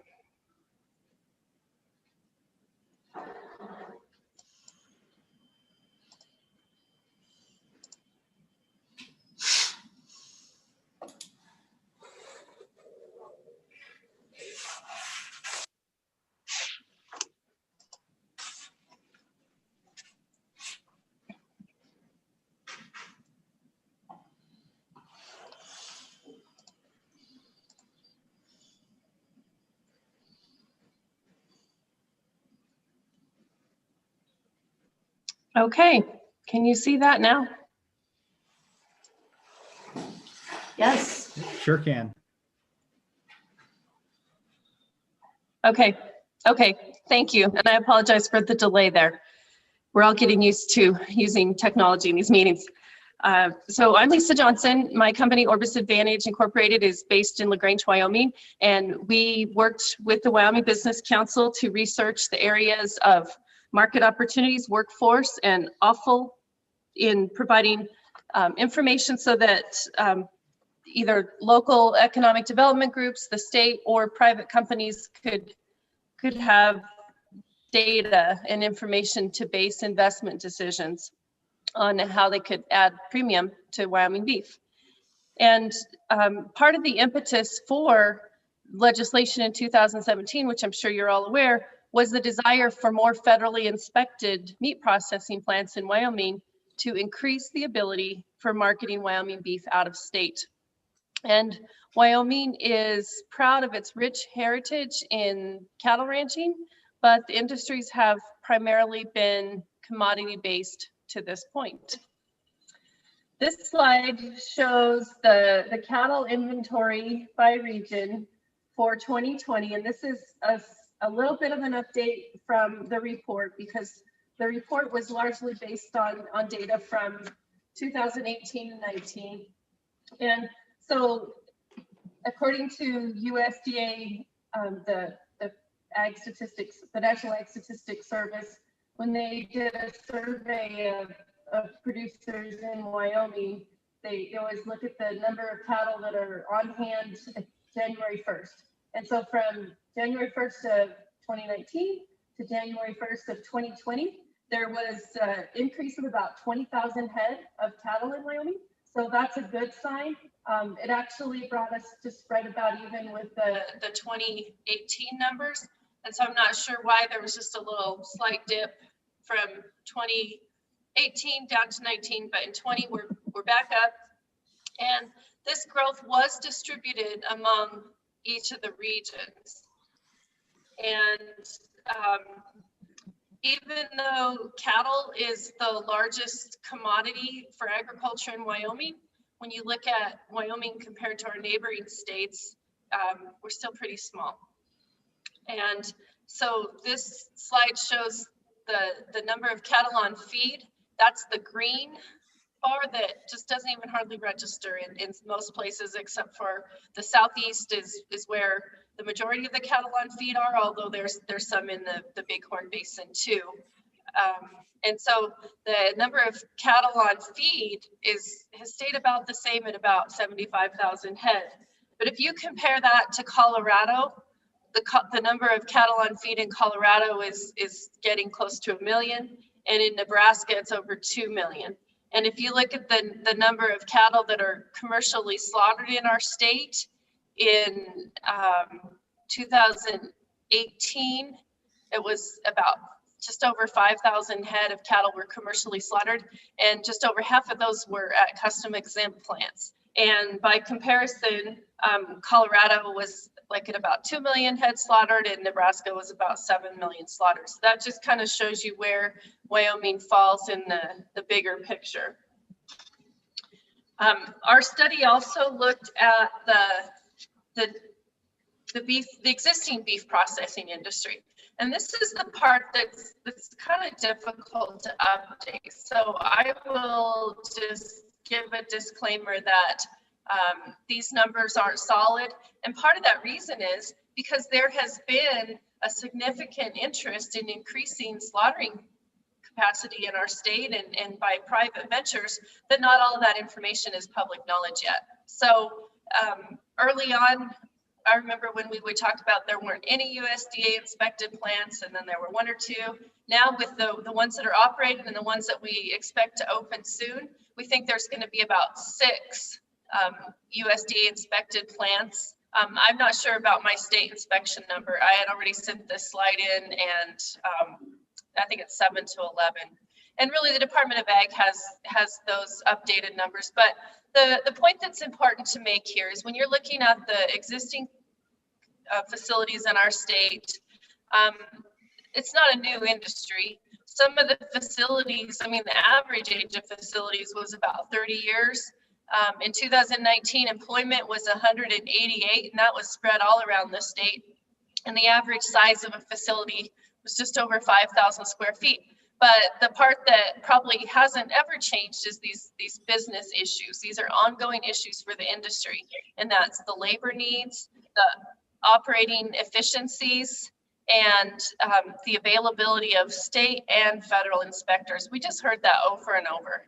And so these numbers here on the left side of your screen, the projected capacity in 2020, we thought that after talking to the plants that were around the state, there were a lot of them that had much greater capacity than what they were operating. So even though there was only about 5,000 head that were being slaughtered, we think that the state was well under capacity just because they had difficulty finding workers. And then, you know, this number 2021, I had down as the planned capacity. It could be increased to about 31, almost 32,000 head. That's annually. But then the more I talked to people, I'm hearing that, you know, some of those plants are for sale, and there's some that might even, if all the plants go as hoped, we could be at a slaughtering capacity, a projected capacity is of about 45,000 head in our state. So when you look at this capacity by region, these were the regions that we chose in our study, and these were geographic. These numbers don't necessarily meet the same regions as even how USDA tracks, and this was a, you know, really market-based approach to looking at the regions and the geographic considerations. So our southeast corner of the state, which is Niobrara, Platte, Goshen, and Laramie counties down in that southeast corner of the state, they had almost the lowest processing capacity, but they had the highest fed cattle capacity. And the most current number that we've been able to put together, the largest growth in slaughtering capacity is going to take place in the Bighorn Basin. So the time of our study, they were at about 11% of the slaughtering capacity in the state. And with the large regional plant that's I think funding's been approved. And when that comes online, they'll be representing about 43% of the slaughtering capacity in the state. And you know, we're seeing, I think in every region of the state, we're seeing new plants coming online, plants being renovated. And, you know, one of the issues in our study was about the need for financial help for existing companies to either expand, upgrade their facilities so that they could meet those USDA inspection guidelines. And I believe some of that has been addressed through the CARES Act. So I guess these are pretty fluid numbers is the key point there. I thought I might mention a little bit about the scale of plants. Most of the plants in Wyoming are what you would call that average category. They're going to be slaughtering about 2,600 head a year. There's one that is being planned that would meet that regional size of about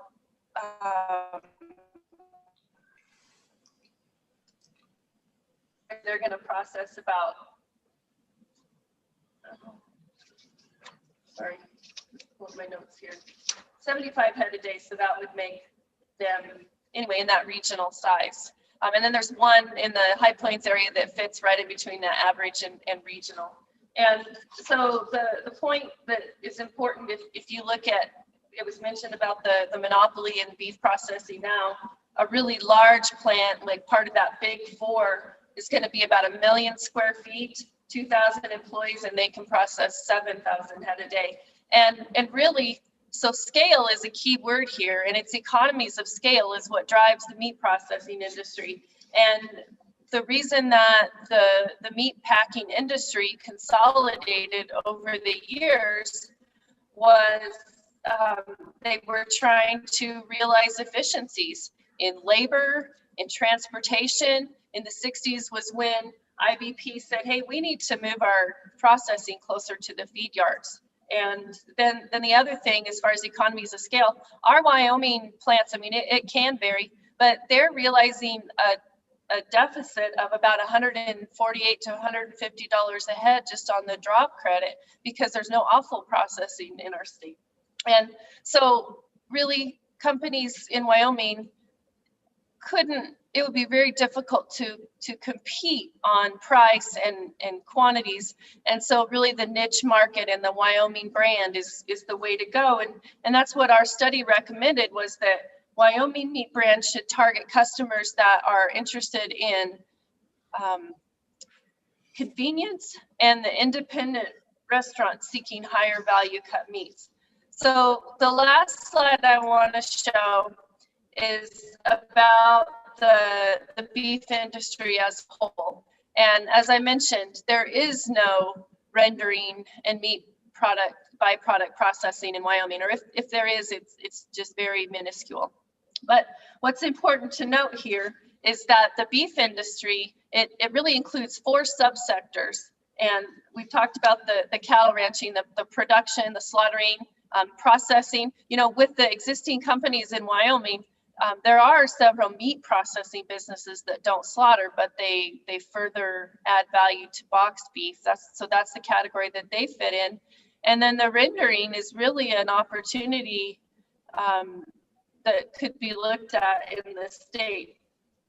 So 3/4 of the slaughtering is the demand is imported. That means that because we don't have the USDA processing available to meet the demand, beef is being sent to be slaughtered out of state and then being brought back into our state to be further processed. And so that is about 88% of the value chain. And it's $191 million that's on the table. So what that means is that there's potential for Wyoming businesses to fill the need. And again, the challenge is in scale, but there are some supporting businesses that could help make it more economical for businesses, for the meat processing industry. And so some examples of that disproportionate number of imported purchases versus the in-state purchases. So these are those other supporting industries that there's growth opportunities in: animal food manufacturing, general freight trucking, cold storage and distribution, grain and oilseed milling, spring and wire product manufacturing, ag chemical manufacturing, ag construction and mining machinery manufacturing.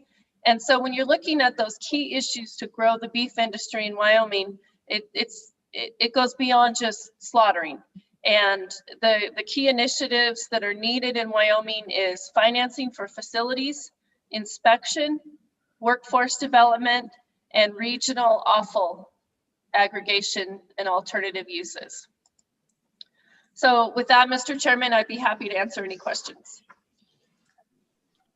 Okay, thank you for the overview of where we're at and where, I guess, with the recent changes, where we're at now with this overall issue of meat processing within the state.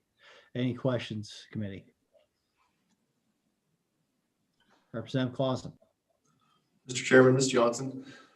So one of the biggest, I guess, processing plants in the country is within 40 miles of the Wyoming border and 50 miles of where we sit. Was it ever contemplated maybe competing with that entity for employees and using their sort of service industry and kind of the infrastructure that's been built as far as feedlots and all of that? I mean, it wouldn't be very hard to divert that 50 miles to compete. Was that ever contemplated? Mr. Chairman. Go ahead. Representative Clausen, that is a very good point that you make. And in fact, as far as the workforce challenges that Wyoming is facing, there is a very skilled and experienced workforce in our state, in our neighboring state, that would probably welcome the opportunity to work in better working conditions and in a state with the amenities that Wyoming has to offer. So as far as labor force, I think that certainly is an opportunity, and certainly the feeding capacity. So I think that, I guess I'm not sure if I'm quite answering your question, but I think that, you know, I mean, the industry itself doesn't necessarily be as concerned about state lines as we are. So what I mean by that is they go where there's customers and where there's demand.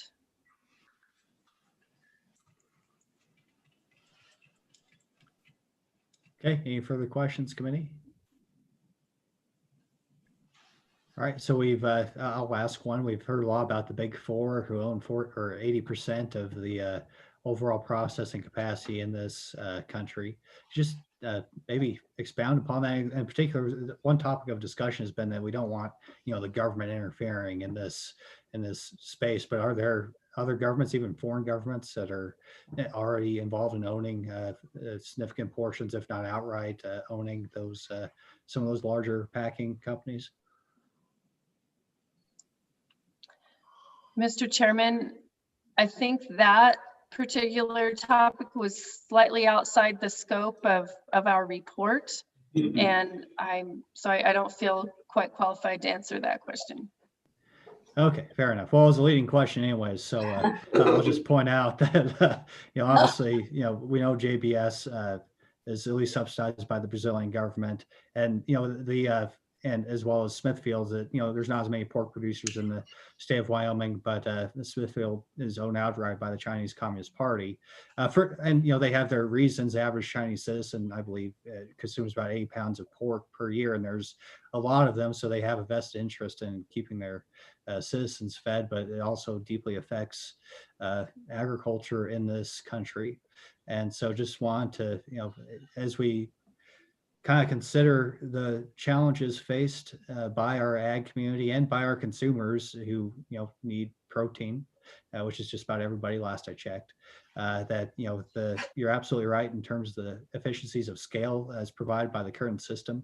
It's been that way for a very long time, and but certainly has even been in more of an extreme over the past maybe 10 to 15 years, I would say, with these foreign entities coming in and buying up and further consolidating, also with objectives that are perfectly reasonable from their perspective, but may not always suit the interests of the American farmer and rancher. So I just wanted to point that out as we kind of, and hopefully maybe it'll engender a larger discussion here among the committee as to the overall environment that we're operating in and the challenges that we're faced as farmers and ranchers getting our product to the end consumer. So yeah, no question there. So any further discussion, committee?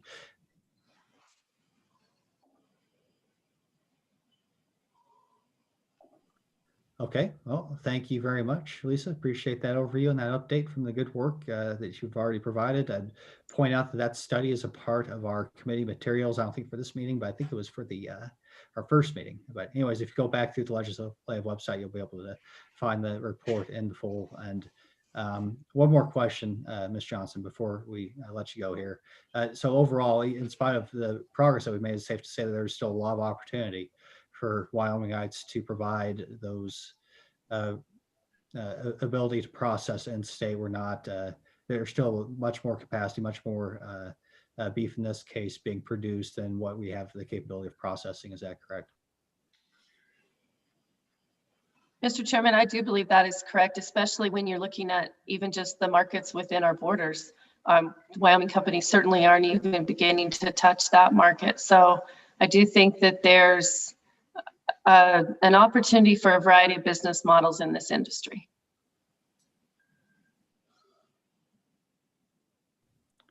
Okay, any further questions, committee? Okay, well, thank you. Don't go too far. We do have some public comment, and at this point, I'll let's see. We have the Wyoming Stock Growers and the Powder River Basin Resource Council, and at this point, we can just go ahead and let them in and see if they want to provide general public comment or if they have anything on the specific bill drafts that we have before us. So we'll just go ahead and pose a question if they want to testify now, or if they have a particular bill they want to testify on as we go through this topic. So looks like we have Penny Vance with the Wyoming or the Powder River Basin Resource Council. Ma'am, we're ready to hear from you if you're ready to talk to us.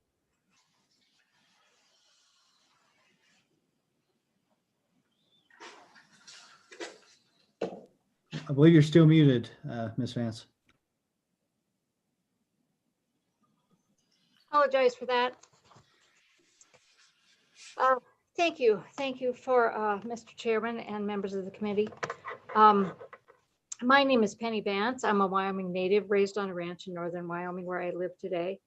I'm also the Ag and Local Foods Co-organizer for the Powder River Basin Resource Council. I'm here on behalf of our members to speak in support of the Meat and School Nutrition Bill and also to plant a few seeds for strengthening Wyoming's ag community. Members want to thank you for developing legislation that supports Wyoming's farming and ranching community by expanding meat processing capacity and markets for Wyoming born and raised beef.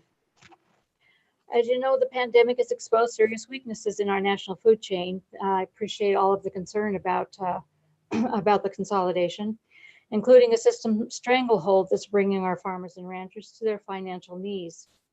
However, exposure of those weaknesses, as you know, has also opened a once-in-a-lifetime door for Wyoming to develop its own meat processing infrastructure, offering our meat producers an alternate and more profitable market for their product, and potentially large economic benefits to the state coffers. I say once in a lifetime because the primary driver is dramatically increased interest from America's consumer to know where all of their meat is coming from and for healthier grass-fed meat. Consumers tend to be somewhat fickle though, so now is definitely the hour to capitalize on this consumer trend.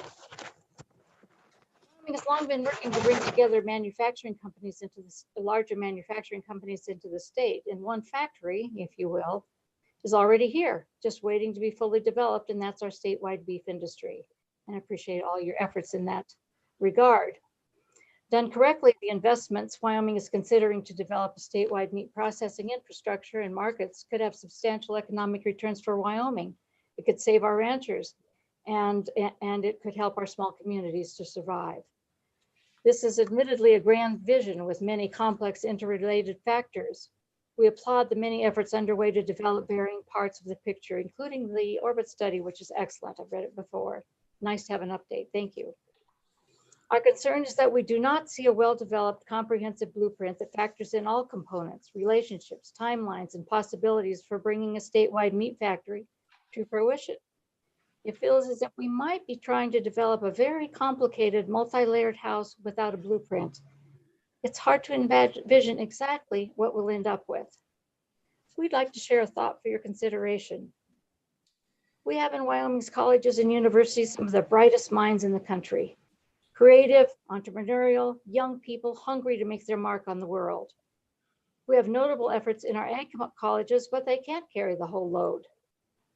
We would need economic students, social science students, engineering, high-tech, marketing, and likely a host of other discipline students.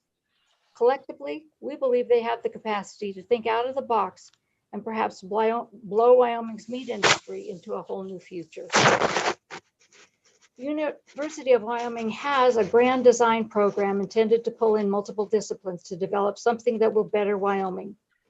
What grander design developed by our kids, instructors, institutions, lawmakers, and innovative organizations could there be than a well-developed Wyoming meat factory blueprint from raw product to consumer?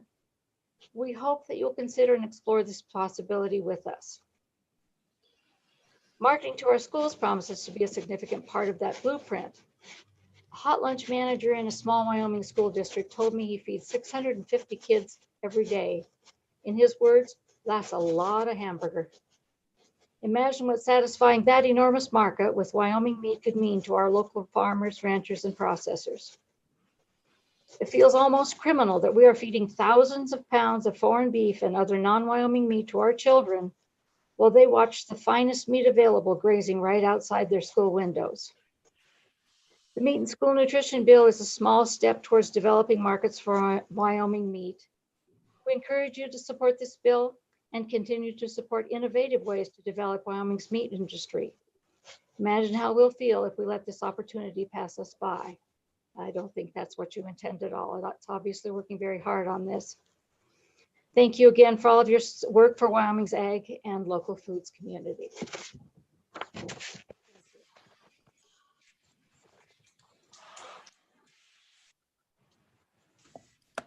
Okay.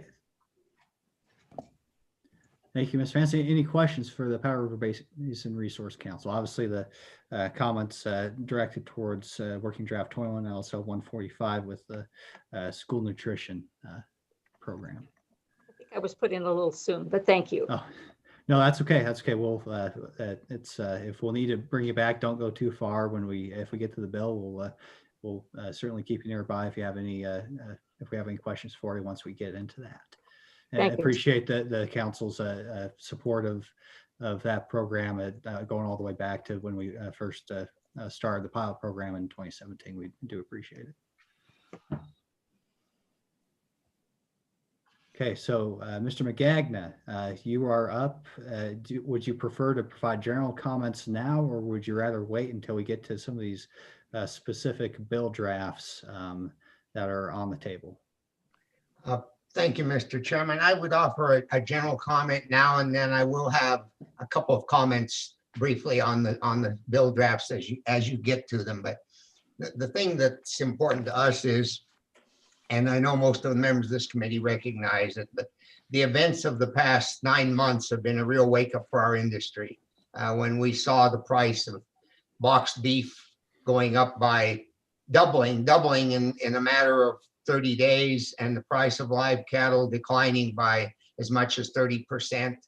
And some good things have come out of that, to be very honest. One of those is that we're working at the national level now on bringing more transparency to our marketing structure.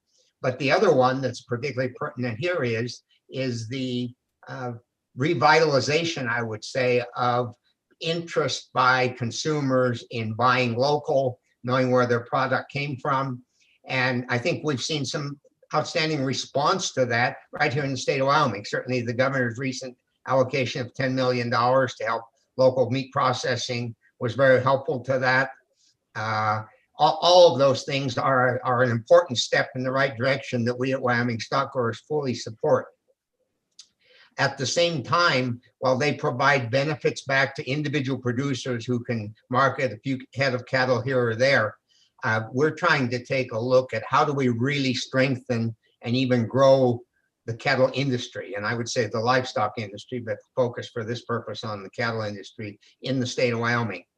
And that is necessarily going to require some of these mid-sized to larger processing facilities that can handle some of the volume that we're capable of providing here in Wyoming. We simply don't have the population to eat all of what we produce. And we know we're not going to shut out all imports from other places. So we need to have the opportunity to take advantage of markets in larger cities and other states that to which a Wyoming grown product will have appeal. We particularly need to be able to take advantage of export markets. We've worked very hard in the last 4 or 5 years to develop an opportunity in Taiwan. I'm repeatedly getting calls from those people saying, when can you provide us with more Wyoming beef? Because we have a reputation in this state. We'd like to say because we have the best beef.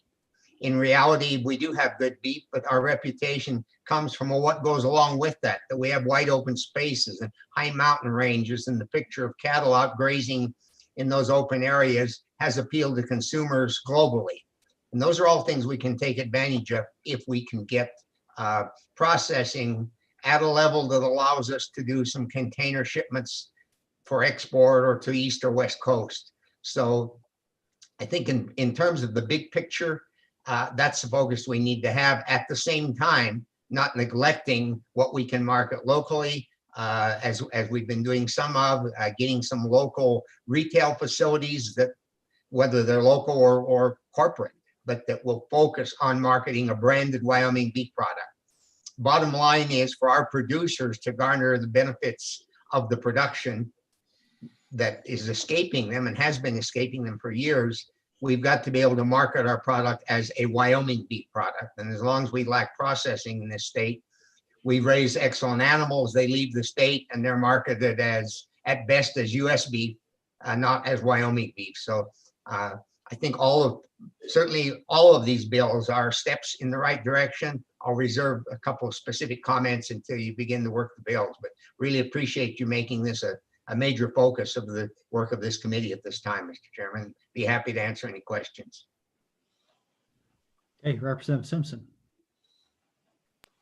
Thank you, Mr. Chairman. Mr. Magagna, when Ms. Johnson presented her slide presentation to us a few minutes ago, one of the slides indicated that her professionals had projected that from 2017 to 2020, our butchering capacity, our plant capacity was going to 5 times increase. Have you experienced that? Do you think we have that much more capacity today than what we did in 2017? Mr. Chairman, Representative Simpson, that seems a little strong to me, very definitely. The part of that I don't have a good sense for are these custom exempt plants that what's processed there can't be sold. You can take your own animal and have it processed, and that, at least from our perspective, has been hard to track. In terms of federal inspection, which has increased certainly because we didn't have any federal plants to speak of, and state inspection, I certainly don't see any indication that we've increased it that 5-fold. But on the other hand, we started with inspected animals, I think in 2017, if I recall correctly, was less than 2,000 head, in fact, just over 1,000 head. So a multiple percentage increase doesn't represent a very significant portion of our production. Representative Simpson, follow up. Mr. Chairman, I'm curious, does anyone know the answer to that? Ms. Johnson, the governor just pumped a lot of money into our plants. I know we had one here in Star Valley that is doubling its capacity, right? Literally as we speak in the next 2 months. Does anyone else have a feel for around the state what our capacity has increased by? Ms. Johnson, go ahead. Thank you, Mr. Chairman. Representative Simpson, I apologize if my slide was unclear. The point that I hoped to have made was that in 2017, the number of cattle that were commercially slaughtered in Wyoming was 5,100 head. That was at any facility, whether it be a custom exempt plant or a state or federal inspected plant. The point that our study showed was that even given the low number that were actually slaughtered, there was actually a capacity in Wyoming. At that time, we had the capacity to slaughter about 24,000 head. So the key point that we learned from talking to companies in Wyoming was that part of the reason that they weren't slaughtering at full capacity were several business challenges, but namely labor force. So in 2020, we estimated that with the plant that was scheduled to open in the High Plains region and some plants that were planned in the Southeast region, that would have brought the capacity up to about 24,000.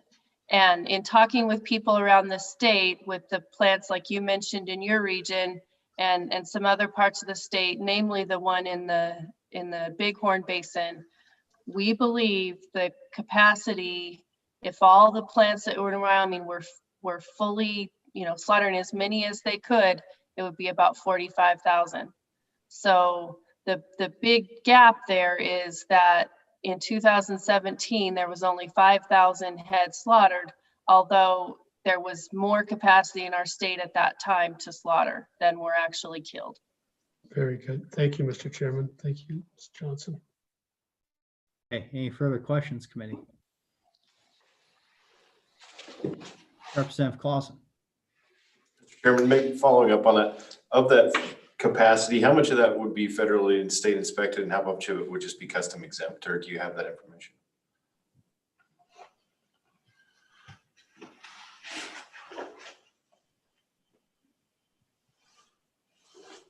I believe that's a question for you, Ms. Johnson. Do you have an inclination if that ratio is changed between custom exempt and everything else? Thank you, Mr. Chairman. Representative Clausen, I was just trying to look at my notes. At the time that 5,100 had more than half, 57% were custom exempt. But with the construction and the planned construction, I would say I'll have to follow up with specific percentages, but I know that 4 of the ones that are either planned to open or under construction are federal. And and there's going to be some state ones. I'd like to just confirm those numbers and email them back to the committee, but I do think there's growth in federal and state. Okay, thank you. Obviously, very important concept for talking about marketing these products outside of the one's immediate family. Well, maybe not with the beef share bill. We'll see how legal that is moving forward. But so, any further questions or comments in general, committee?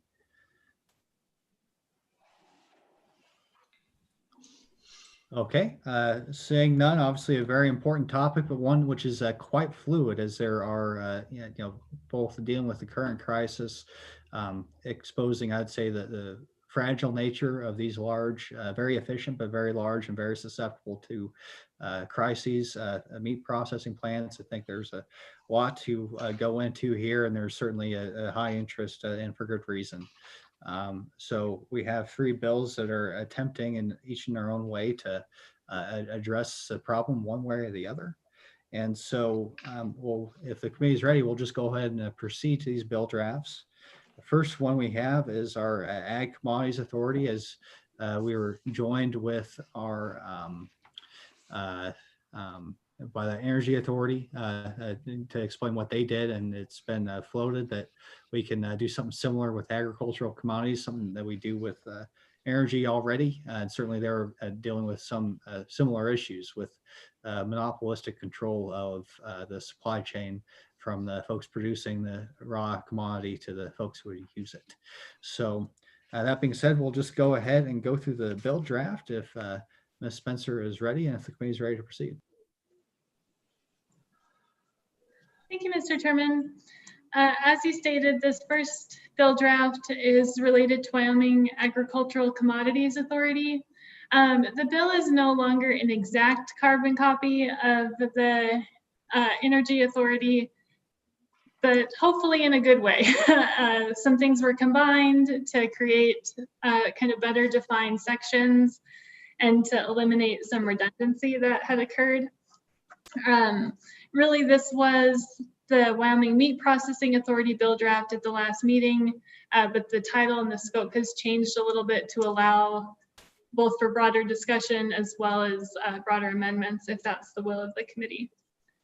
So on the first page, of course, is just the title. It's a long enough title that our sections amended aren't on the first page. It relates to agriculture and livestock, establishes the Wyoming Agricultural Commodities Authority, provides duties for the authority, creates the board, legislative findings are also provided. It provides for the financing of authority projects and provides rulemaking authority. On to page 2, at the very top of page 2 indicates the provisions that are created by the bill draft. The first section is definitions, starting on line 6. As defined, or as used in the article, authority is the Wyoming Agricultural Commodities Authority. Board would be the board of that authority. Bonds has its normal definition: notes, warrants, bonds, temporary bonds, and anticipation notes issued by the authority under the chapter. The definition of meat was not changed from the last committee meeting. That was borrowed from another state's usage. It has a pretty broad definition of meat. And so that goes on to page 3 as well. Paragraph 5 is the definition of meat processing. Slaughtering or butchering of livestock for the preparation or processing of meat or meat products for sale and consumption. And there's also a list of some of the associated activities. The next definition is meat processing facility.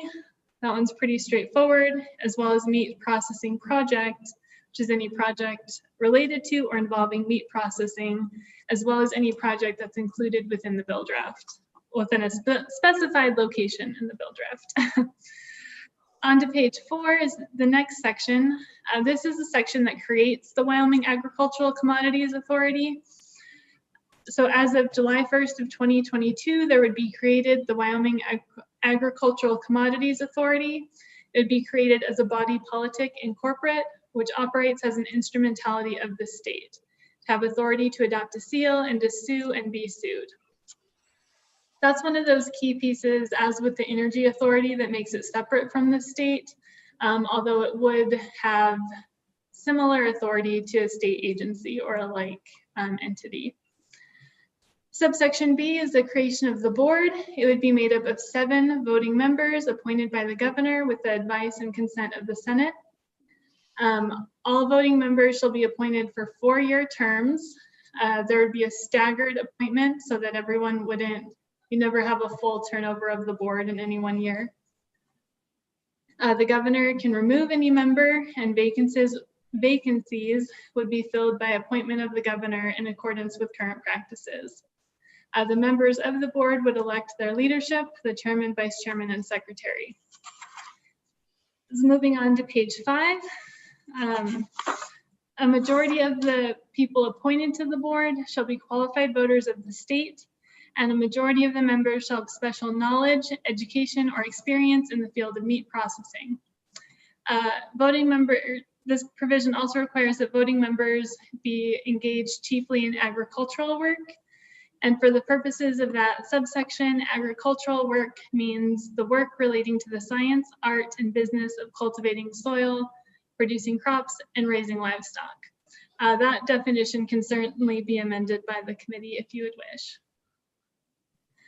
Members of the board would receive per diem expenses and travel allowances when they're in attendance at meetings and performing their duties as members of the board. Staff comment just notes that only 1/2 of the voting members of the board would need to be from Wyoming. So if there's a preference to have all voting members be from Wyoming, that language can be adjusted as well. The second paragraph in the staff comment is just suggested language if that's the will of the committee. And on to page 6. This starts, subsection C is a list of ex officio members of the board. So that'd be the governor or designee, a director of the Department of Ag or his designee, the dean of the University of Wyoming or designee, and the CEO of the Wyoming Business Council or designee. The board, so middle of page 6, line 15, the board would need to meet at least 2 times a year to conduct business and consider related issues. Subsection E, the authority can request the assistance of others, agency, boards, commissions, department, or institutions of the state. That would be primarily to make surveys, reports, investigations, furnish records, information, or any other assistance upon mutually agreeable terms and conditions. So that changed a little bit. No longer would the board just be able to say, all right, every agency in the state, we need you to give us X, Y, and Z.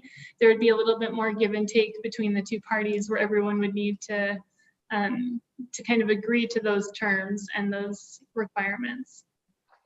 Subsection F indicates that appointments and terms shall be as provided by law.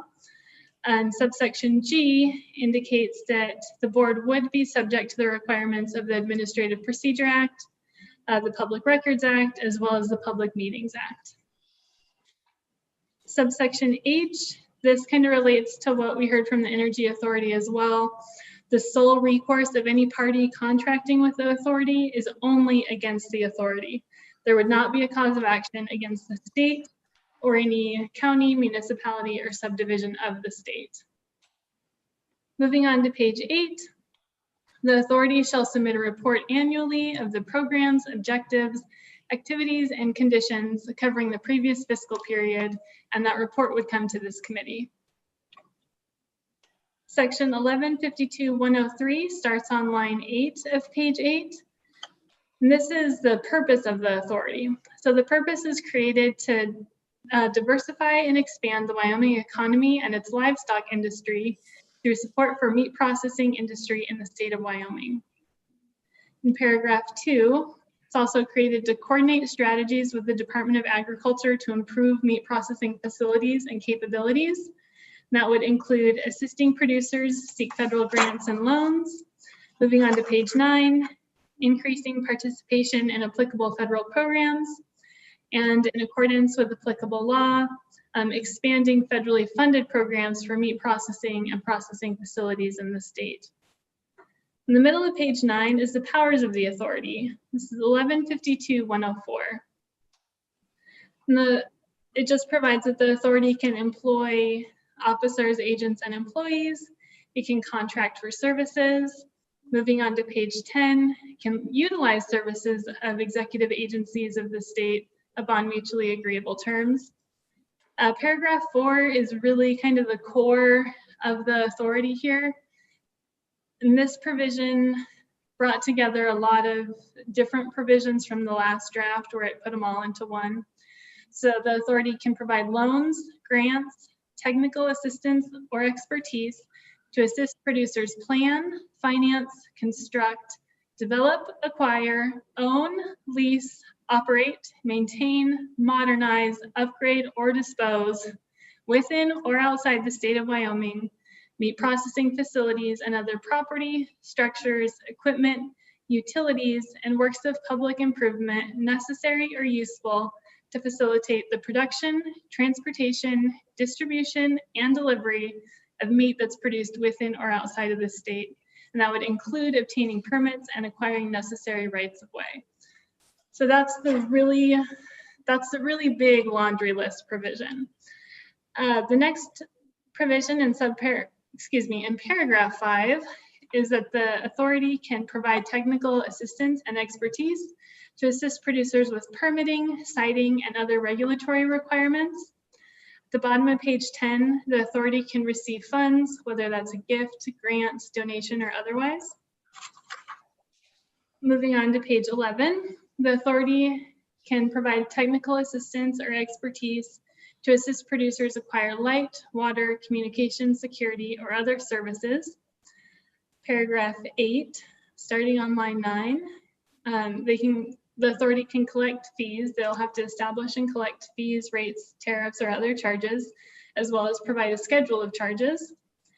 They can investigate, plan, and establish priorities for meat processing facilities in Wyoming, as well as engage with international and domestic stakeholders to look for potential market opportunities and processing projects, as well as to identify, develop, and promote projects and market opportunities that would increase the value of Wyoming livestock and meat. On page 12, the authority can enter into partnerships, whether they're with public or private entities, conduct hearings, gather and develop evidence or data consistent with the duties and powers of the authority. Page 12, line 8, advocate for or against any meat processing project before any regulatory body.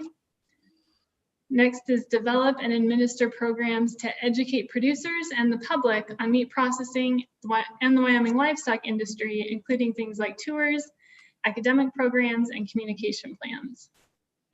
And so the final one is the catch-all provision. They can do any and all things necessary or proper for the development, regulation, and accomplishment of the purposes of the authority within the limitations granted by the bill. Page 13 provides that any producer that receives assistance from the authority shall comply with all state and federal regulations. Subsection C, it allows the authority to borrow funds for the execution of the purposes of the authority. Subsection D is essentially a non-compete provision that the authority will not compete with private entities that are trying to do the same activities.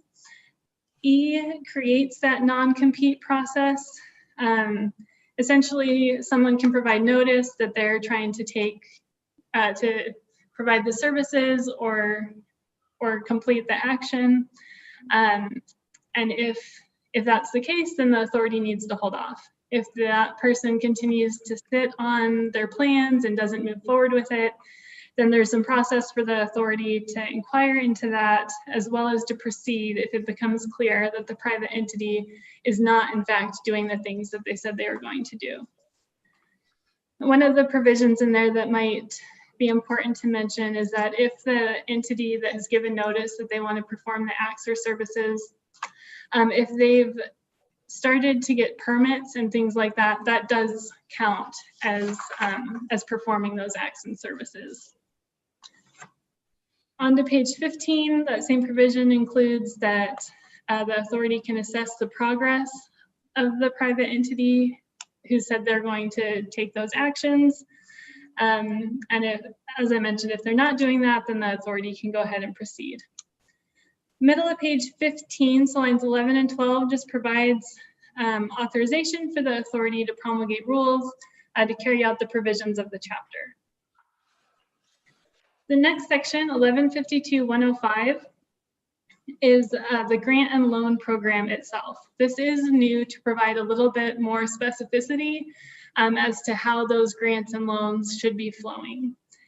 So subsection A just indicates that the authority shall establish and administer a loan and grant program. Loans and grants shall not exceed $500,000 per project. That is just a filler number for the time being. The committee can certainly adjust that in any way. Any person who wants to apply must, of course, submit an application. It would be on a form provided by the authority and in accordance with their rules. On to page 16, subsection B, the authority would establish all fees and interest rates to be charged for loans. The interest rates should not be less than 3% per year, and fees on loans should be paid monthly and deposited into a program administration account, which would be continuously appropriated to the authority solely for the purpose of administering the chapter and the loans and grants programs. Subsection C relates to grants and indicates that grants can be awarded to provide funding to producers to create, maintain, or expand infrastructure for meat processing facilities that will increase capacity for meat processing in the state. And then the authority would establish requirements for those grants awarded. The final provision on page 16 relates to confidential information. That was just pulled over from the prior version of the bill, that the information obtained by the authority for any hearing or investigation, if that would reveal proprietary data, that data would be confidential. And there is a penalty provision if a board or staff member discloses or causes to be disclosed any confidential information, they would be guilty of a misdemeanor, which would be punishable by not more than 1 year imprisonment, a fine of not more than $1,000, or both. So that's kind of the first half relating to the creation, powers, duties, and programs of the authority. I can pause here for a second before we get into bonding if anyone has questions. Okay, any questions, committee? Okay, just real quick on that misdemeanor right there you just talked about. What is that consistent with other standards for disclosing confidential information? Mr. Chairman, you'd think I'd be ready to anticipate that question, but I did not look that up yet. Okay, well, it's easily amended if the bill goes forward. I'll double check that. I'll leave a note right now. And Mr. Chairman, can I have just a moment? I have my light off and I think it's about to get too dark for me to see my notes. If you don't mind if I just... Oh yeah, we got, that's okay, yep. Momentarily.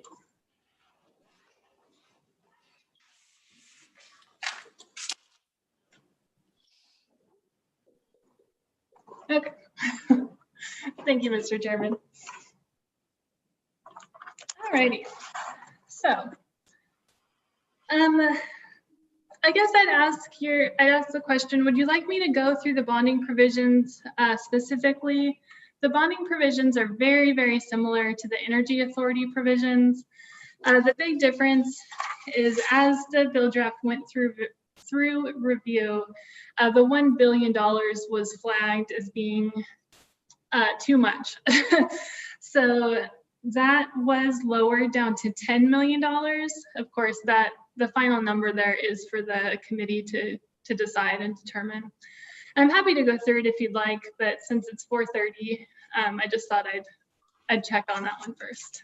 Yeah, no, I think that's a good path forward. I think we had a good discussion with that with the Energy Authority as well. I think we understand how that works. Of course, when the big ticket item there is what the capacity is. I can tell you, ladies and gentlemen, that I mean that's $10 million is enough to buy a mid to large size plant. I say probably more like a mid-sized plant. So that's what we're looking at, roughly speaking. Certainly can open that up. Committee, any questions you have on this bill draft as presented?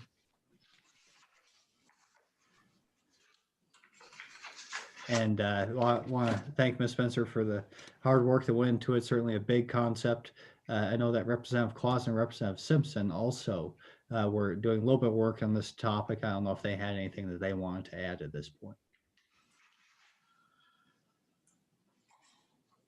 No, yeah, we've all talked, I think, a little bit about this topic so far, so that's okay. There's nothing to add. Ladies and gentlemen, we'll, I think that's a really interesting concept that has already evolved quite a bit since we first started discussing it as sort of an idea that was pretty ambitious, but as we continue to discuss with the Energy Authority, what they do, it seems to me that one possibility would be to not necessarily create a separate authority, but to expand the reach of the current Energy Authority. And there's already plenty of other advertising type efforts that go into agriculture that could potentially be included underneath that umbrella if they need personnel, if they need funding.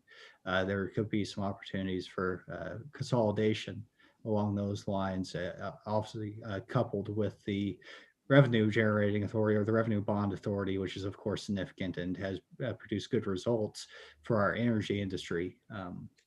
So that's where I'm at right now with this bill draft. I'm not sure if it's necessarily ready to move forward. I appreciate the good feedback on Representative Clausen's part and Representative Simpson's part. I think they both represent valid points of view that I'm confident we could move forward with something that would incorporate everybody's concerns and objectives. So any discussion on the bill draft? Representative Tass. There we go. I don't know whether now's the time or whatever, but an amendment on page 4, line 23, I think it says a majority should be appointed from the state of Wyoming. I think you ought to take the word a majority out of there and just say the persons appointed and serving shall be qualified voters, state of Wyoming. I don't know why we would leave it open to have out-of-state people nominated to help run our program. There's plenty of qualified people in the state, I would think, to be on this board.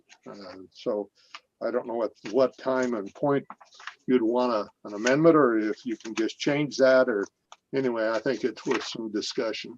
Thank you. Okay, well, yep, thanks for that point. Representative Tass, like I said, we need somebody who's gonna move the bill. Short of that, if the bill doesn't move forward, I can promise the committee that I'll continue to engage with this issue as just an individual legislator. Like I said, I think there's a lot of promise simply expanding what the Energy Authority does to include agricultural commodities and sweeping in some folks who already are working on this issue in general underneath that organization, and simply expanding their mission. So Senator Steinmetz. Thank you, Mr. Chairman. And I just want to commend you guys. I think this is a really innovative approach to something that we're working on. And I just have a question, because we have 2 bills, and are you envisioning both of those moving forward, or are you envisioning one vehicle? How do you see that working? Do you want to try to move them both forward and see which one makes it? What are you thinking, Mr. Chairman, just for my own edification? Sure. Yeah, thanks. That's a good discussion to have there before we get in too much of detail here. The second and third bills in general. So we have some options. The first one is this very aggressive creation of a new body politic in the state that's going to compete with large monopolies, large multinational monopolies. That's the intent. So it'd be a big step forward, and one that plenty of folks think is past due, I would say. The other one is the Wyoming Meatpacking Initiative, and in general, this bill draft attempts to just continue moving the ball forward and kind of continue working on the things that we've done through the CARES Act already, and what the governor's program has basically already done, and basically utilizes the Wyoming Business Council to continue that effort that's already produced some very good results. Basically pass the CARES Act, past expiration of those funds, and recognizing that, as we've said before, that it's not necessarily, we're spending a lot of public funds getting some infrastructure in the ground, but there's lots of issues with workforce, with coordinating with marketing, and it's just basically taking what we've learned already with the CARES Act and continuing that process moving forward, and recognize that there's already been a lot of work done with marketing and workforce development through some of our community colleges and so on. So it's just further defining and kind of melding together moving forward the stuff we've done through CARES Act, as well as the stuff we've done through Endow. The last one is simply instituting a program that has started off as a pilot program, has been a budget footnote for the past 2 or 3 years. Excuse me, trying to get some produce in, excuse me, more meat and local meat and potentially produce in our schools. So that would be a very modest step forward to take, to just kind of institute a program that has been fairly successful for the past 3 years, but has always been dependent upon our budgeting process instead of being in statute. So those are the 3 bills before us. If you're asking for my opinion, committee, I say that we would focus on those last 2. And like I said, if we don't move forward with the first bill with the Meatpacking Authority, I will certainly continue to engage with the Energy Authority and with those folks already doing a lot of marketing type work in the ag sector, to see what we could do to sort of combine their efforts and expand their efforts, as the case may be. So that's what I'm envisioning. Certainly, Senator Steinmetz, you have some to follow up. Yeah, just to follow up, I'm supportive of all 3 and taking a bold and innovative approach. I do need to declare a conflict on all 3 bills, as my son-in-law is pursuing a meat processing facility in Goshen County, and so I wanted to make sure and declare that. So I'll be voting conflict. Thank you, Mr. Chairman. Okay, thank you, Senator Steinmetz. That's very helpful. Representative Henderson.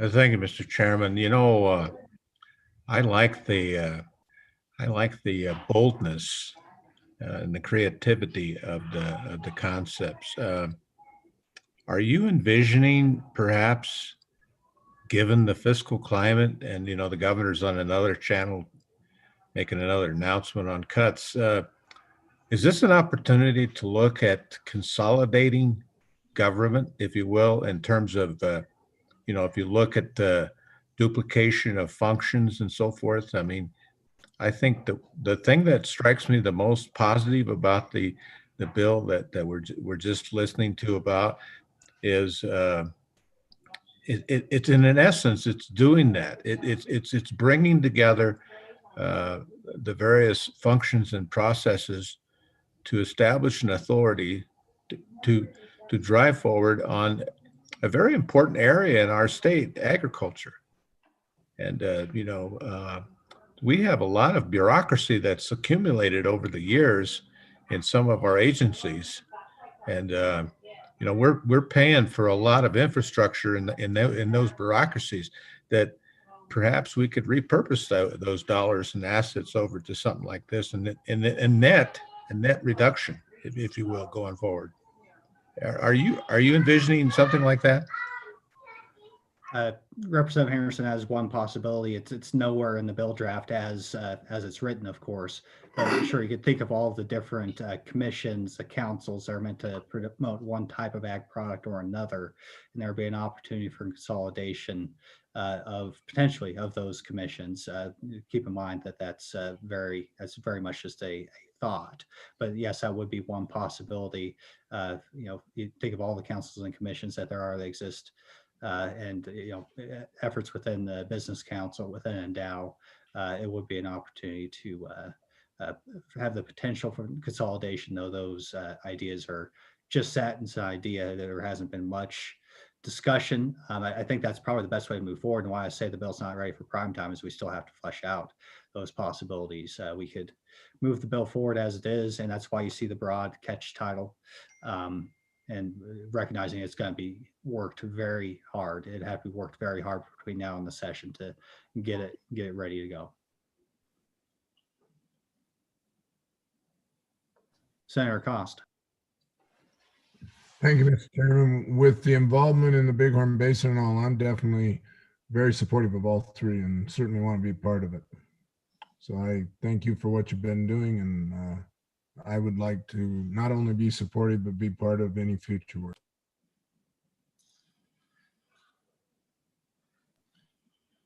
Representative Clausen. Mr. Chairman, I'm supportive of the bill, and I'm supportive of somewhere down the line, like they did with the Pipeline Authority and the Energy Authority, merging this with another authority. But I think this bill has to go forward. I think it needs to go forward, so the idea is still out there as a committee bill. We can work with minerals and merge it into their bill. I mean, I don't see that completely out of the realm of possibility. Okay. But that all moves the bill. Representative Clausen has moved the bill, seconded by Senator Cost. Representative Simpson, it looks like you had your hand up.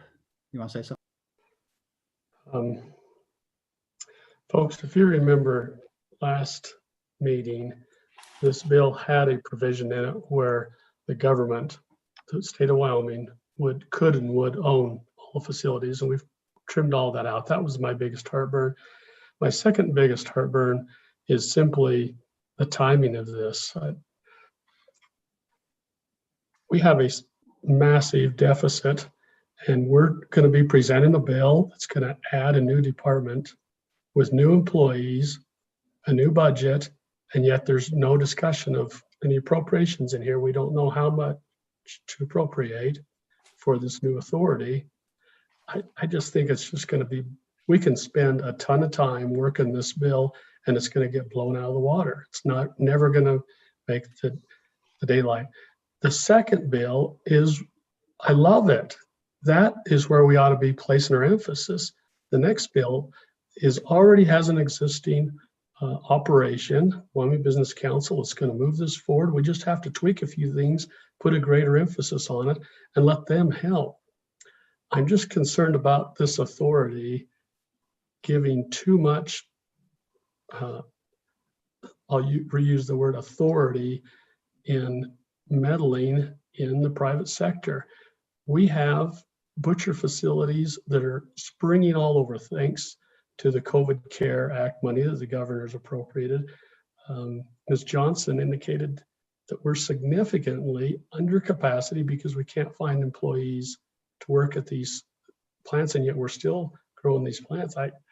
The whole timing of this, I love the idea. If this had brought 10 years ago, I would have supported this.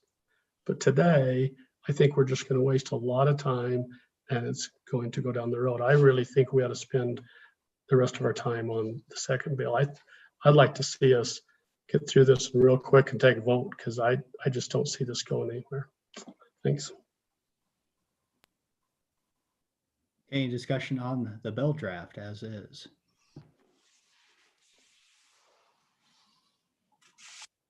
Representative Blake. Thank you. I agree 100% with Representative Simpson, and I won't be here for this next session. You guys will have to deal with that, but I would like to focus in on the second and third bill as well. The first one is a great idea, but the way things are going for the state of Wyoming, that one may not fly very far. Thank you, Mr. Chairman. Okay, any further discussion, committee? Okay, I will say that I agree with Representative Simpson. If this does go forward, we have to find a way to get personnel and a budget in there. And I have started those discussions just as an individual legislator. I don't know if they're going to go anywhere, but just know, like I said before, if this bill does not get sponsored by the committee, I'm still going to pursue the issue, and I'm sure many of you are interested. It can help out, and maybe if it doesn't get sponsored as a committee bill, if you want to send me an email if you want to help, we can continue pressing forward in some form or fashion in a way that recognizes the legitimate concerns of Representative Simpson, as well as recognizing that this is really the only bill before us that attempts to meet the problems on the same level as we were dealing with them. So any further discussion? And I'm sorry, we need to take public comment probably. Mr. McGagna, you mentioned you might have some input, so we'll go ahead and do things a little bit out of order. I apologize for overlooking.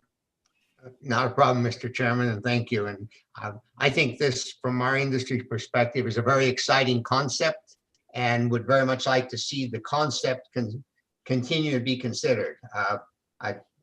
I'm somewhat hesitant to see a bill move forward for the reasons that have already been discussed, and I would not want it to detract from our ability to move forward with the second bill you'll be considering today. But to work on this as a concept, broaden the discussion beyond just the Ag Committee, both within the legislature and outside the legislature, because I think this is a concept that needs to be marketed not just as something for the ag industry, but something for the economy of the state of Wyoming and building a future that will be in part of necessity based on strengthening our agriculture. So in that sense, we're very supportive. If it does move forward and get some consideration, just briefly, a couple of comments. There's language in there on page 10 for facilities in or outside of Wyoming. We would prefer to see it just in Wyoming, or at least a preference for facilities that would be constructed in Wyoming. I think that would be important. As we continue to focus on these mid-size or larger facilities, we believe that the 500,000 maximum is unrealistic, and that if something like this does ever move, grants ought to be in the neighborhood of a couple $1 million, and perhaps loans as high as $4 or $5 million to make it be something that will attract those scale facilities in Wyoming. I think 500,000, in the current program has been helpful to the small facilities, but it won't attract larger new facilities into the state. And finally, just a very technical point. In reading the bill beginning on page 10, it continually refers to producer. For those of us in the ag community, producer means a livestock producer or a crop producer. And so I originally read the bill, think, well, you've got to be in the livestock business to qualify for one of these grants or loans. If that's not the intent, I would suggest either changing that term or defining producer in the definition section to say what it's really intended to mean. With that, Mr. Chairman, we'd be happy to do anything on our part to keep this discussion alive, but not necessarily saying that this bill should move forward at this time. Okay. Thank you, sir. Any questions for the stockgrowers? Okay, committee, thank you. Sorry for doing things a little bit out of order there. Any further discussion on this bill draft? Okay, okay. Yeah, let's go ahead and take a vote. This is to sponsor 21 LSO-0004 as a committee. Thank you, Mr. Chairman. Just to make sure I didn't lose my mind in the last 10 minutes, this would be sponsorship with no amendments, correct? That's correct. Okay. I think the understanding is that either way, we're going to be working this concept like a rented meal. So. Perfect. Thank you, Mr. Chairman. So sponsorship vote on 21 LSO 0004. Senator Bouchard. No. No. Senator Cost. I vote yes. Senator Moniz. That was aye, Senator. Yes. Thank you. Senator Steinmetz. Conflict? Representative Blake. No. Representative Clausen. Aye. Representative Haley. Aye. Representative Henderson. No. Representative Larson. No. Representative Simpson. No. Representative Tass. No. Representative Winter. No. Co-Chairman Boner. No. Co-Chairman Hunt. Aye. Mr. Chairman, you have 5 ayes and 8 noes with 1 conflict. So one failed. Okay, thank you very much. Appreciate the discussion, everybody. I think this is a concept we're going to see move forward one form or another during the session. I appreciate the work that's been done on it so far, and we'll continue to contemplate how we can move this concept forward in a way that's going to meet all the circumstances we're dealing with. So next up, as a part of this discussion, we kind of had this concept come out, and I've already described it briefly, basically continuing the work that's been done, both, I guess, leveraging both what's happened with Endow, as well as what we're doing through the CARES Act funds, trying to take care of the current crisis and taking the lessons learned from that and moving forward. So, so that being said, we'll go ahead and refer to Kayla again to explain what's in the bill.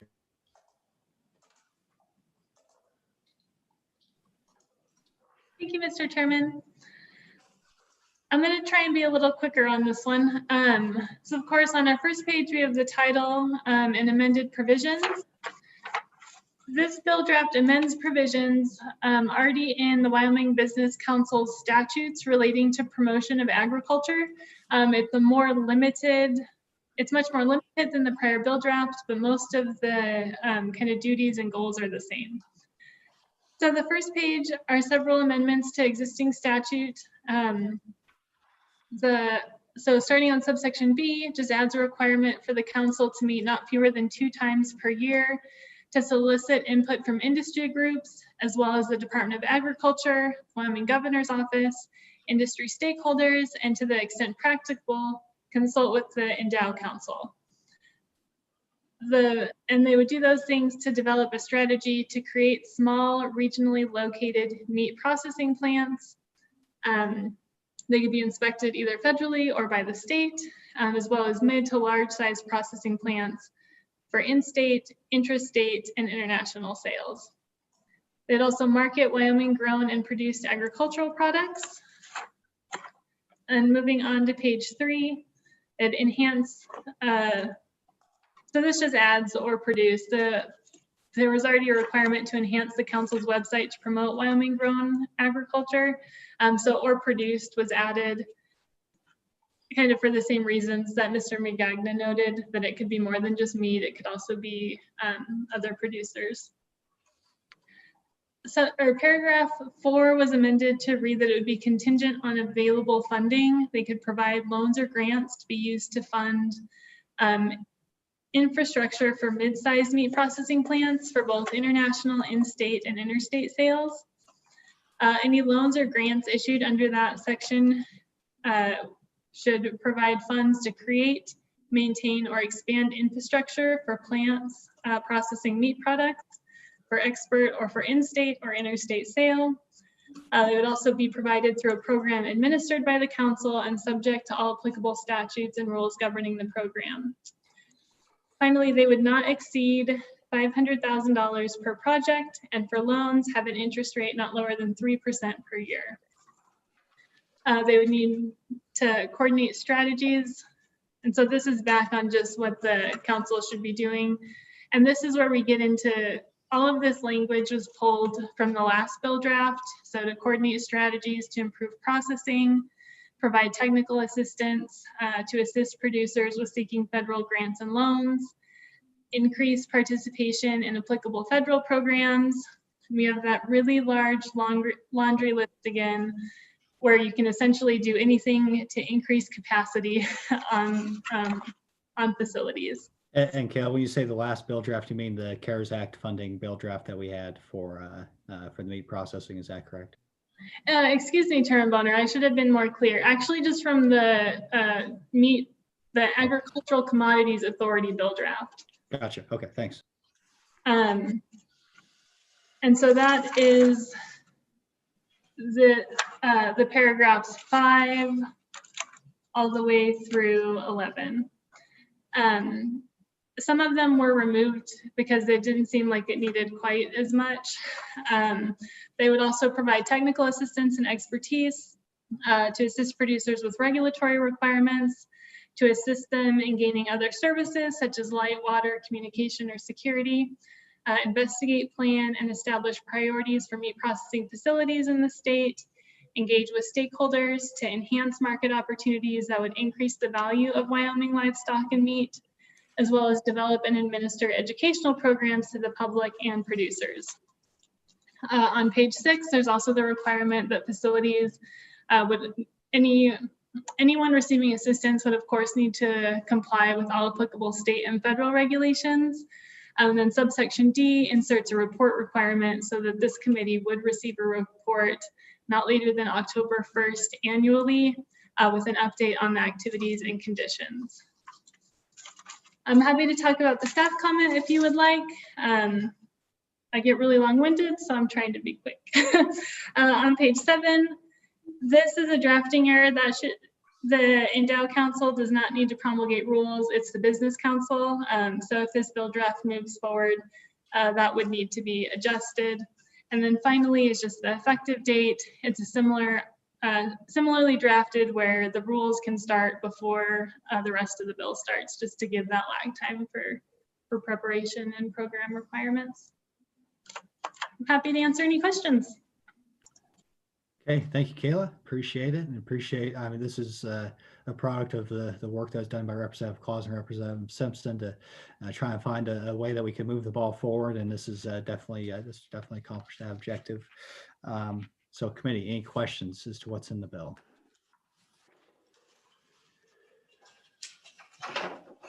Okay, any public comment on this one? Looks like do we have Mr. McGagna still around? I don't know if there he is. Okay.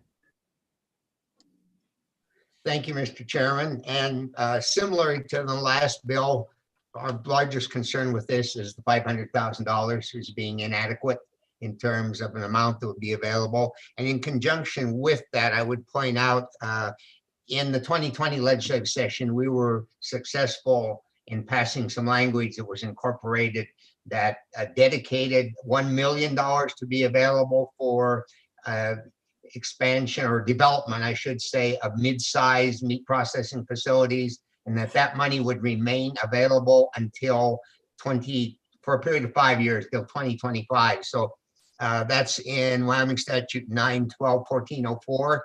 And I raised the question whether the language on page 3 of this bill that says funding for mid-sized meat processing facilities contingent on available funds. I want to be sure that this language doesn't in effect negate the reservation of that $1 million for this purpose, as was done in the 2020 session. Other than that, this is a bill that we think expands upon what we have, brings more attention to the needs that we have for the industry and for meat processing in Wyoming, and we're very supportive of the bill. Okay, appreciate that feedback from the stock growers. The way I understand that contingent upon available funds comment is just recognizing that there's no appropriation associated with this, and it's just setting up the structure that we could have, and we could use funds as are available, recognizing they may not be available, and certainly wouldn't prohibit us from using that roughly $1 billion or so that's left over from the Endow initiative. But certainly if there's a technical error we need to correct, we can correct that. But the way I see it, that doesn't inhibit us in any form or fashion. So thank you, Mr. Chairman. Any questions for stock growers?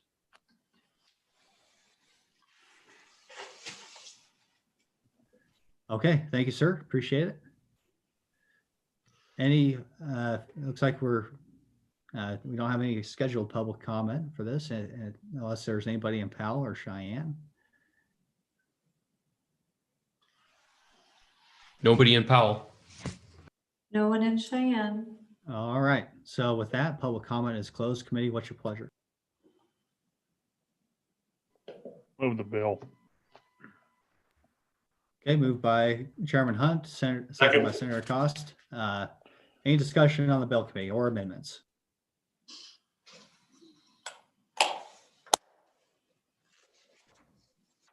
Okay, well, at the very least, I'll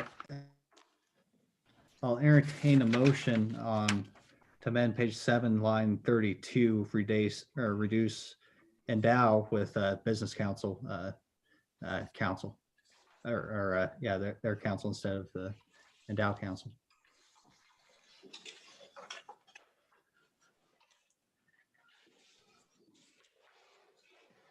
So do we have an amendment, folks? Okay, so moved by somebody. It looks like Representative Larson, seconded by Senator Cost. Any discussion on that? Okay, all those in favor, please raise your hand.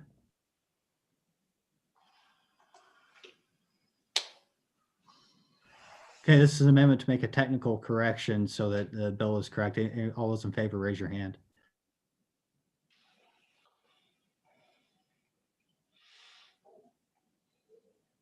Okay, 10-4, all those against.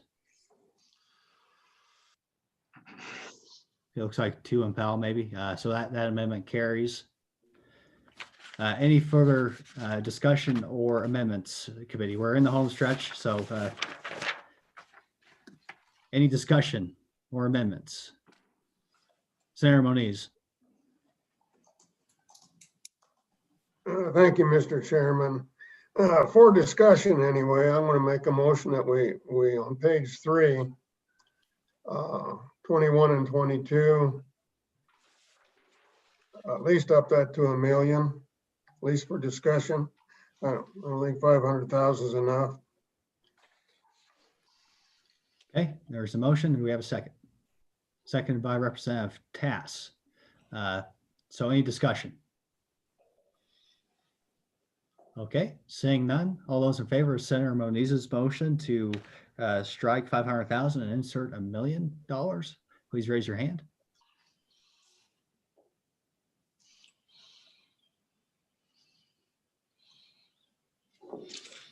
I see 9. Is anybody raising their hand in Powell there? Looks like at least 1. Yes, 1. Okay, so 10 in favor. All those opposed, raise your hand. It looks like 2 opposed. That motion carries. Any further discussion on the bill, committee? Question. Okay, seeing none, question being called. Let's go ahead and call the roll for committee sponsorship on 21 LSO 242. Thank you, Mr. Chairman. Senator Bouchard. No. That was a no, Senator. No. Senator Cost. Aye. Senator Moniz. Aye. Senator Steinmetz. Conflict? Representative Blake. Aye. Representative Clausen. Aye. Representative Haley. Aye. Representative Henderson. Aye. Representative Larson. Aye. Representative Simpson. Aye. Representative Tass. Aye. Representative Winter. Aye. Co-Chairman Boner. Aye. Co-Chairman Hunt. Aye. Mr. Chairman, that passes. You had all but 2 ayes. Okay, thank you very much. The last bill for our consideration is 21 LSO 145. A fairly simple concept here. This is a ongoing project through the Department of Education where we assist in the processing costs of getting locally raised meat in the school system is contingent upon that meat being donated by the producer. It's been fairly successful in getting more locally grown meat into our school lunch program and has the potential to continue to help out. No new appropriations. As I said, this has been an ongoing appropriation for the past 3 years at least. So with that, Kayla, want to go over the bill?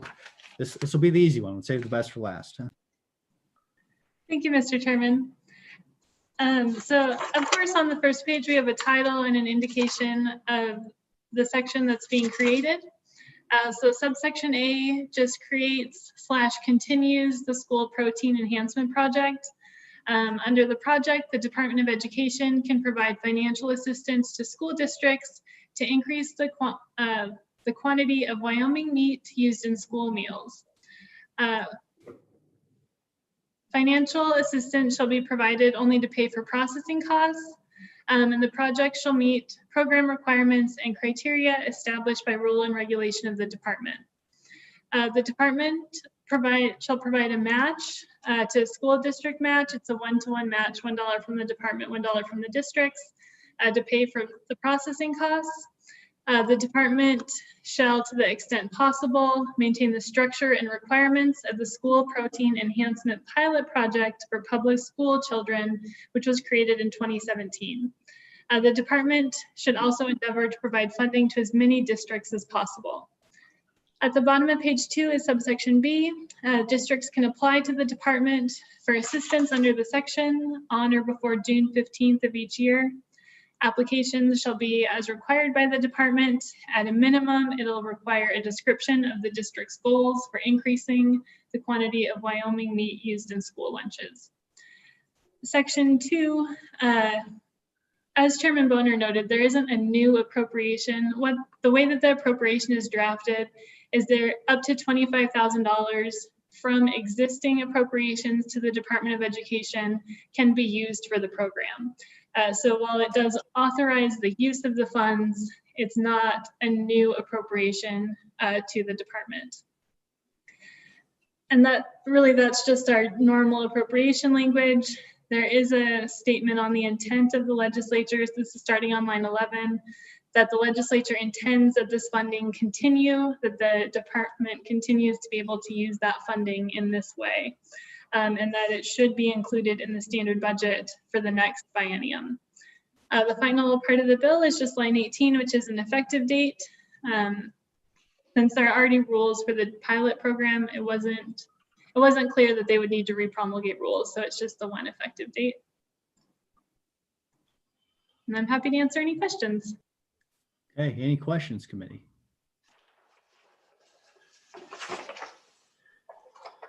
Okay, thank you once again, Kayla, for all the hard work. Let's see, do we have any public comment? I know the Powder River Basin Resource Council was interested in this bill specifically when they provide their general comments. I'm not sure if they're still around. I don't really see them, so perhaps not. Well, Mr. McGagnon, you're still here. Do you have any comments on this particular bill draft? Thank you, Mr. Chairman. I really don't. We're very supportive of this concept. We've worked with some of the school districts on this and would just encourage this bill to move forward. So any questions for the stock growers committee? I have one, Mr. McGagnon, not to put you on the spot too much, but you know what, we were, I became aware of an effort up in Gillette to, with some folks who are operating some greenhouses up there to provide not just meat, but more vegetables and that sort of thing. And they might be interested in this program as well. Would you have any problem if we expand the program to be more than just meat and maybe be meat and produce and kind of expanding that if there's interest throughout the state? Mr. Chairman, we certainly have no problem with expanding that. Whether that would make it advisable to see if the available funding could be increased just slightly, because that's going to broaden out and involve more people, of course, but the concept is the same. Anything that we can produce in Wyoming agriculture and get in our schools, both to feed the students, but equally important to develop with them an understanding of ag production, how important it is in our state, is a positive step for all of agriculture. Okay, thank you. We'll see about the appropriation, but maybe the first step would be to expand the possibilities that the WDE has in front of them. So, any questions for the Stock Growers Committee?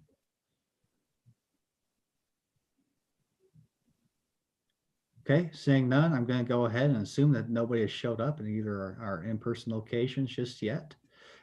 Correct me if I'm wrong, anybody, but with that being said, we'll go ahead and close public comment on this bill draft. Committee, what's your pleasure? Move the bill. Okay, moved by Senator Moniz, seconded by Chairman Hunt. Any discussion, committee?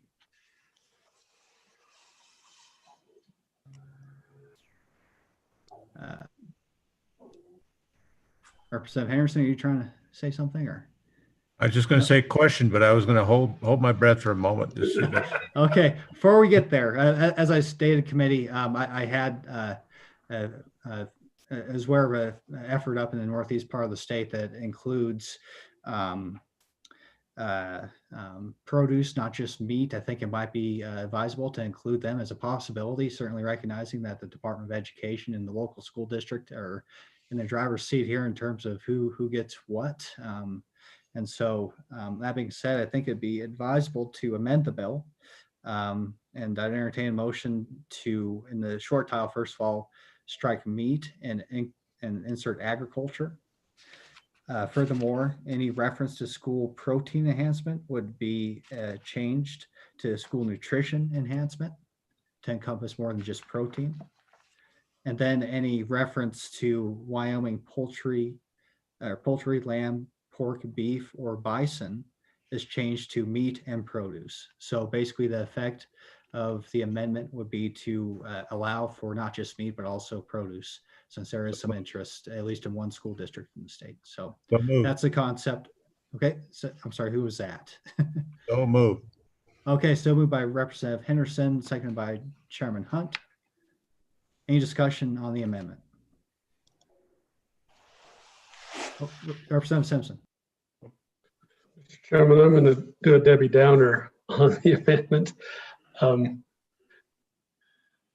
We have meat that's being donated, animals that are being donated, and this program would set it up so that we could use an existing fund and match with the local district money to do the butchering portion to make these animals available as meat.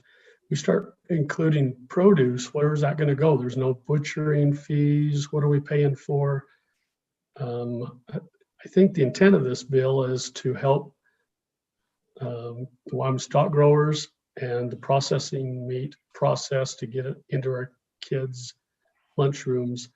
I think we're going to muddy the water if we do produce. So that's my thoughts. Okay, thanks for that input. That's a legitimate point. I will not hold myself out as an expert in what it takes to process produce, but certainly a different area for certain. So any further discussion on the amendment? Okay, all those in favor, please raise your hand.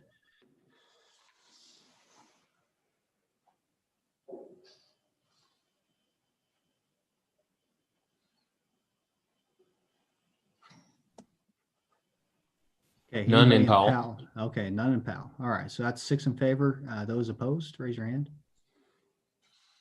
2 in Powell.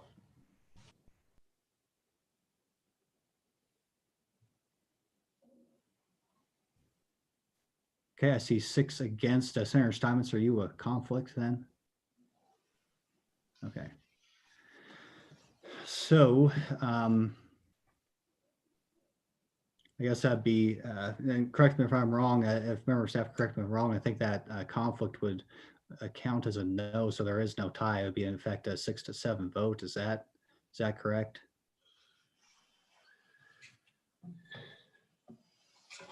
Mr. Chairman, my apologies. I don't know that off the top of my head. Let me find out really quick. Well, it seems under normal procedures that would be the case. The conflict counts as a no, and any committee members want to weigh in.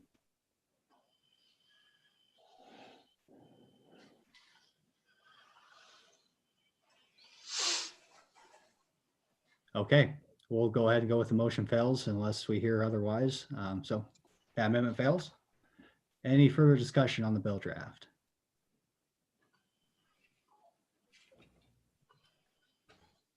Question.